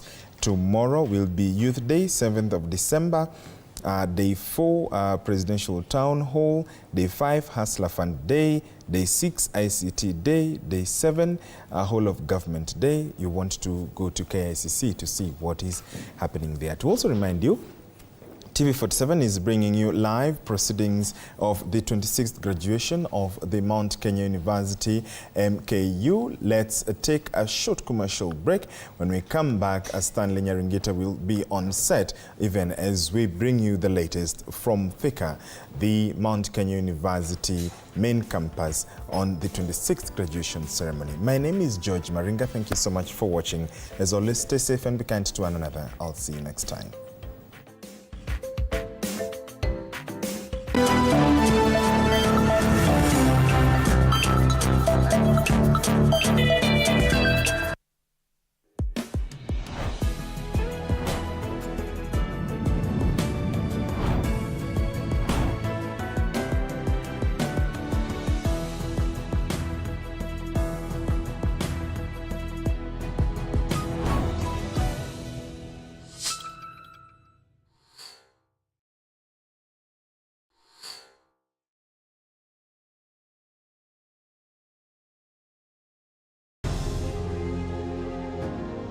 Vile unavyojua watoto wengi sana hawana namna. Mimi ningependelea watoto wasome. I'm here to stress on education. At the same time, let us actually do any kind of sport that we are doing. Sport speaks the best language to everybody. Tunataka tutafute talents, zile raw talents kutoka kule nyumbani mashinani mahali tuko leo. Hizi mbio za Chepsaita, like all other sports, zinaleta watu pamoja. We want to use this event to uplift the lives of the community. Anafurahia hii mchezo sana. Hata sikaange naambianga watu tuende Chepsaita. Wanafunzi wakimbie ili wakuze talanta ya mbio ama kuhimiza tena elimu. This is the place to be. Hapa ndipo mahali wanastahili kuwa tarehe 7. Wale watoto walikimbia last year, wamekimbia mpaka wamefuka mipaka zetu za Kenya.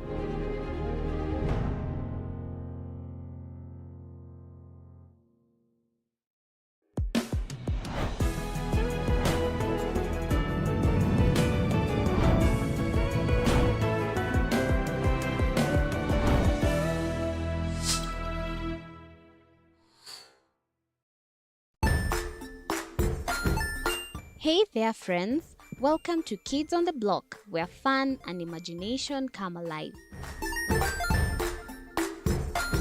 We dive into magical world filled with exciting adventures and awesome friends. What position were you in? I was number 2. What position were you? Number 1. He decided to cross the bridge by his house and look for food on the other side. We're going to do half cup of chocolate chips, and the other one, we're going to do half cup of the blueberries. So, grab your imagination hats and get ready to explore with us. Join us every Saturday at 9 a.m. for new friends, amazing stories, and tons of laughter.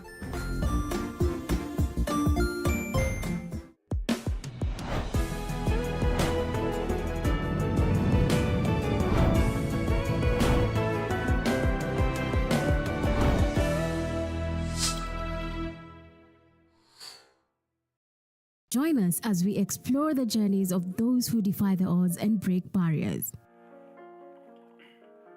We dive deep into the stories of triumph. Sometimes when parenting a child with a special need or whatever disability, family life becomes a bit complicated and you may end up raising the child on your own. Here, we inspire. I have a farm which one we showcase with other dyslexic youths and autism how to farm. Motivate. It's never easy, but what we do, the best thing is to work with another parent who has an elder child than yours. And break through the barriers one story at a time. Push your boundaries beyond the limit. Saturdays at 8 p.m.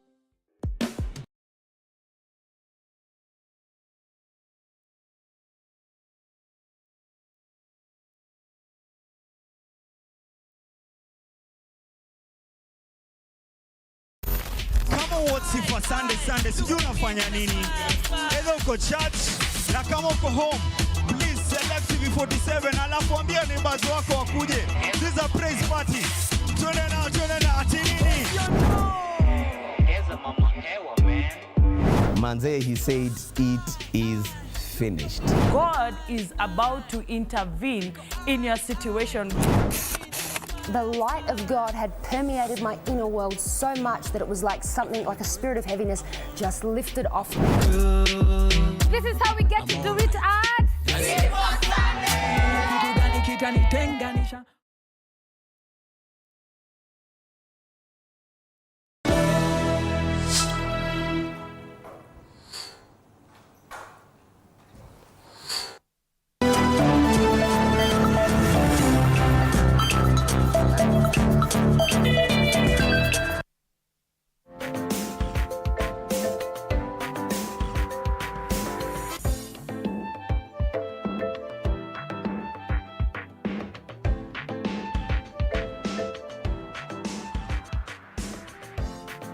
Right, 6 minutes past the top of the hour. Good morning, ladies and gentlemen.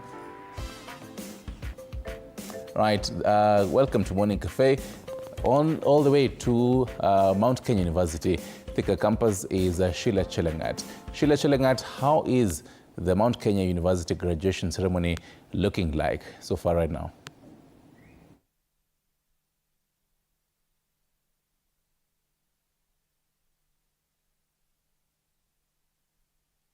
All right, good morning. We are coming to you live from the Happy Valley grounds here in Thika as we just celebrate the 56th graduation ceremony for the Mount Kenya University, where about 2,000 graduates will be receiving their awards and degrees and conferred upon different degrees to which they have studied for the last 4 years. This is the class of 2024, and of course they are quite excited to have this day, and the D-Day is finally happening as the procession of students is already ongoing. Right about now, I would love to be joined by one of the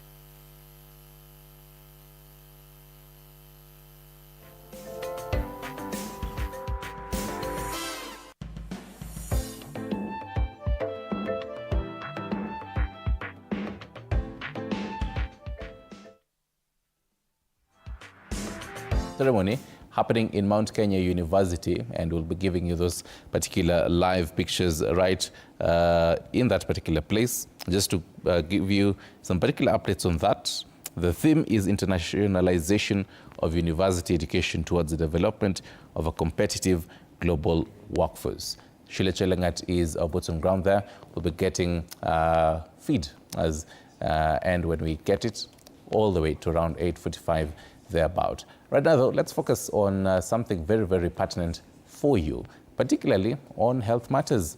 Now, around June this year, the government deployed 107,831 community health promoters.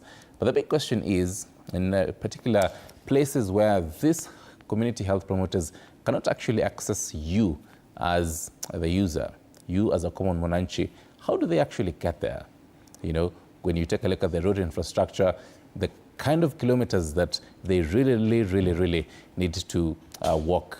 Well, that is where World Bicycle Relief comes in. And this particular morning, we are joined by the regional director of this non-profit organization, Maureen Colenyo. Good morning. Good morning. Thank you for making time to join us today. Thank you for having me here. Kindly tell us, who is Colenyo before we continue? Okay, so my name is Maureen Colenyo. I'm a mother of 5 children, a career woman, trying to make an impact, changing the lives of people in this community. Right. So even as we continue, we're going to be showcasing, even for the audience, these types of bicycles. But first off, I mean, there are different forms of transport. Yes. Why bicycles? The issue is there is mobility poverty, whereby people cannot access transport, people cannot access any form of when you're talking about essential services, they are not able to access it because of transportation. That has been a big problem in society. You have people who have vehicles, who have motorbikes, but there are people who are walking. And distance has become a challenge. That's because they have access. They do not have access to any form of essential services. Right. So the bicycle becomes a solution.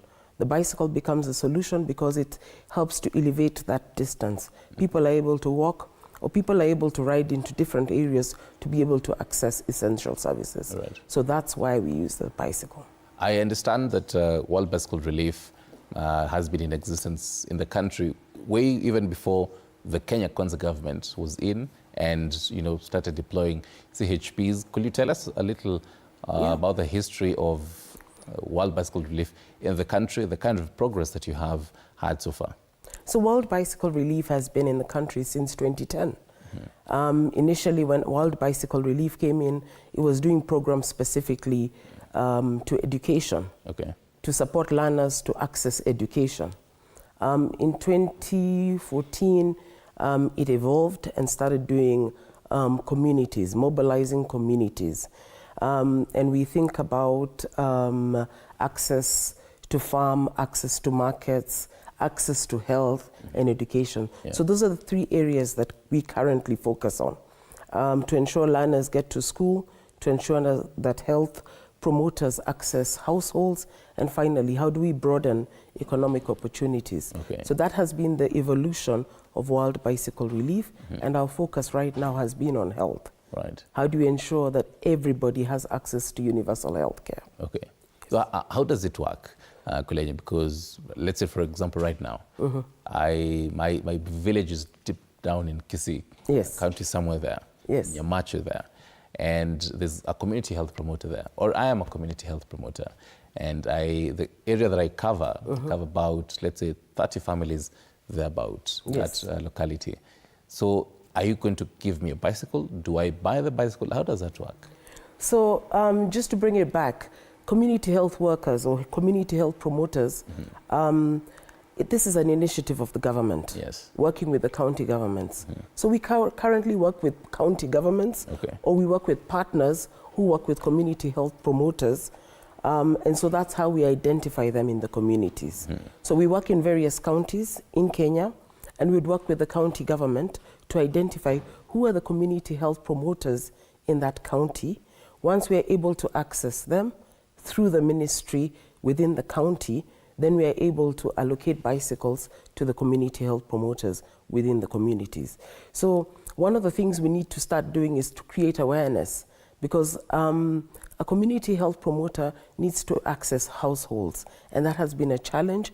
And we have data that confirms that they are not able to access those households. As you so rightly say, 30 households, actually the number is 100 households, and with no form of transportation. So this has been a barrier for them to be able to achieve their objectives. So that's why we come in. Right. Is this CHP taught how to probably use this bicycle?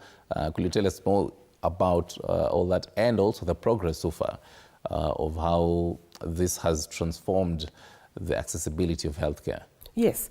So, I mean, bicycles have been here for centuries, and most people can be able to ride. I can't. I just have to put it out there, ladies and gentlemen, I can't be able to ride a bicycle. Well, I need to take some time with you and actually show you how to ride the bicycle. So, but we do ensure, when we're doing the distribution, that's one of the things we do. We talk about the safety, we talk about how to ride, but remember, as an organization, we also are interested in the whole bicycle ecosystem. So we show them where the access is in terms of mechanics to support the bicycles and where to get the spare parts. Right. So the bicycles have a 5-year warranty, so it's important that they live the time. So for us, it's the whole bicycle ecosystem. So it's not just the transaction of giving a community health promoter a bicycle and leaving it at that. How do we ensure that the community health promoter can have this bicycle in the next 5 years, in the next 10 years and beyond? Right. You mentioned that you definitely partner with county government. So in turn, you will be partnering with the Ministry of Education as well as the Ministry of Health, even in these particular county governments. But then, how about the Ministry of Transport? Because yes, you're giving me a bicycle as a community health promoter, but the road that I'm going to be using is dilapidated. So is there a partnership with the Ministry of Roads to ensure that this road that I'm going to use this bike on is good? Absolutely. When you look at it, this is why we're having this conversation. Because aside from just having the bicycle, there has to be access to proper roads, to safety, to regulation that governs the riding of bicycle, not only in rural, but also in peri-urban and even in urban setups. Because there are places here in Nairobi we can't even ride because, of course, there are no access. So by creating awareness, and that's one of our pathways as an organization, is to influence stakeholders, influence governments, to create awareness, to create roads, to create regulations, to support safety riding within our localities. Right. So it's a work in progress. It is a work in progress. It's continuous in progress. There are different stakeholders, different priorities. How do you ensure that we do this? And remember, we can't do this alone. We need everybody to come on board. We need your voices to make a difference so that this voice can be heard across, and to ensure that in that rural Kisii, as you said, that mama in the village has access to health, primary health care, and that's what we are looking at. Right.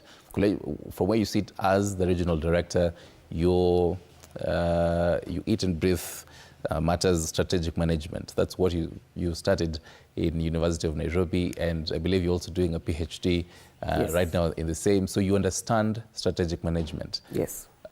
You've been in the whole courier service for a while now, for many years. So you definitely understand that bit of logistics and all that. But then when you tie logistics as well as now health as well, speak on that now in the 47 counties, what do we need to do?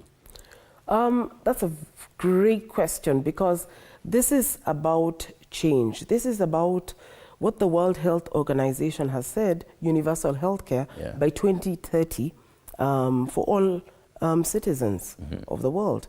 We are part of the process. We have to make that difference. The only way Kenyans are going to have access, especially when we're talking about all Kenyans, is through our community health promoters. You talked about 100 that were initiated early this year. Out of these 100, as the name suggests, they do not have any form of transportation. How do we ensure? Of course, there are areas that the bicycle has no accessibility, but we do need to have that conversation as stakeholders, as people of interest, that how do we ensure that everybody has access, to health. One of the roles of the community health promoters is what we call referrals. They go to a household and find somebody seriously sick, but they're not able to go because they do not have transport to go to the health facilities. With the bicycle, they are able to put the patient at the back of the carrier and ride them back to the health facilities. So it needs to be amplified. That it's not only important to ensure that there is equipment in the health facilities, there are doctors in the health facilities. We also need to say that you need to access those health facilities. How does the individual deep in Siaya, deep in Kakamega, deep in Kwale, access any health facilities within the vicinities that they are? What are the numbers of health facilities? So this conversation cannot be had by one individual. We need all stakeholders to come to the table and really see what is the solution to ensure that we are not, there is no challenge that we are able to access health by virtue of bringing the health either to the household or bringing the person to the health facility. Let's say if Mohammed cannot go to the mountain, absolutely, the mountain should go to Mohammed. One sector that, as you say, all sectors coming together, one sector that I believe should also be part of this is the Minister of Energy. Yes. Because right now we're talking about sustainability, and electric bikes and bicycles are becoming an in thing in the country. Is this something that, the kind of buffalo bicycles that we should be seeing? Well, I mean, are they there? Yes, there's e-mobility. E-mobility is coming right away, but the cost of e-mobility is also very expensive. The cost of purchasing one mobile bicycle is probably 3 times the price of a normal bicycle, that the one we are currently using. So we always talk about accessibility. I mean, you can talk about buses carrying more people, you can talk about matatus carrying more people, but then how are people able to access? And one of the things that's very clear when we're talking about last mile mobility, that's the last mile, that's you and I. How do we access what kind of mobility? What is affordable? And that's how we need to look at it. And even when you look at mobility in terms of how to maintain it, in terms of the electricity, of charging of the battery and all that, there's a process. And that's in the long term. And that's something we also need to talk about. But we also need to talk about how do you ensure that you and I can be able to access that bicycle to support us as we move forward in the future. And even the durability of this bicycle as well. Absolutely. And also given that there is still a whole number of people who are walking. There's a great number of people who are walking. Yes. They're walking because that's the only source of mobility that they have. But how far can they go, especially if they're not well? And that's how we need to have this conversation and ensure that people have access to health. Right. Exactly. Could you paint for our viewers, for the map of Kenya, the presence of World Bicycle Relief, which areas they are in, because we definitely have a coverage of all the 47 counties. Absolutely. So they'd want to know, where is bicycle relief? How can I access that? So currently we're in the western part of Kenya. That's the bulk of where our program started, in the county of Siaya, in the county of Kakamega. However, we have moved to Busia, Bungoma, Kitale. We come back down to Nakuru, Naivasha. In Nairobi, we have presence. We go down to the eastern part. We have in Wote and Kitui, and then you go down to the coastal part. It seems as if you're following the northern corridor. No, the thing is, we need to be in many counties. Yes, yes. Resources are scarce. Yes. And that's the question. Access to health is actually the responsibility of the government. However, as an organization, this is something we care deeply. And we know the pathways to scale is, aside from us growing, but we also need to partner. So we come and partner with different people to ensure that the access grows to areas. I mean, the ASAL areas are areas we need to focus on. How do we ensure we focus there? We need resources to be able to do that. And so having these conversations help us, even with the little resources we have, talking to the different county governments to be able to headway and ensure they are purchasing these bicycles, but we bring the expertise to support a good bicycle program within the areas in terms of training the mechanics, looking at the youth within the area, giving them a source of income, training them to become mechanics, having outlets so that our spares are there to be able to support the bicycles so that they can maintain them. So in terms of sustainability, in terms of resilient, the bicycle will then offer the social mobility in terms of that. Right. Someone says, good morning, I'm Joseph. Will I be required to buy this bicycle? So there are two ways. We are a social enterprise. So if you can be able to afford, you go to Agong Road and buy the bicycle. The money that you buy the bicycle is then plowed back into the business, and then we support those who can't. Because one of our mantras is to support the vulnerable, the youth, and the girls, people who can't afford. And there are people who will not be able to afford. But there are those who can, and there are those who have some form of income. So we can do through financial inclusion for them to be able. But a great number of people are supported through the county government purchasing, through other individual organizations purchasing, and through the funds that we have. Right. So it depends on where they are.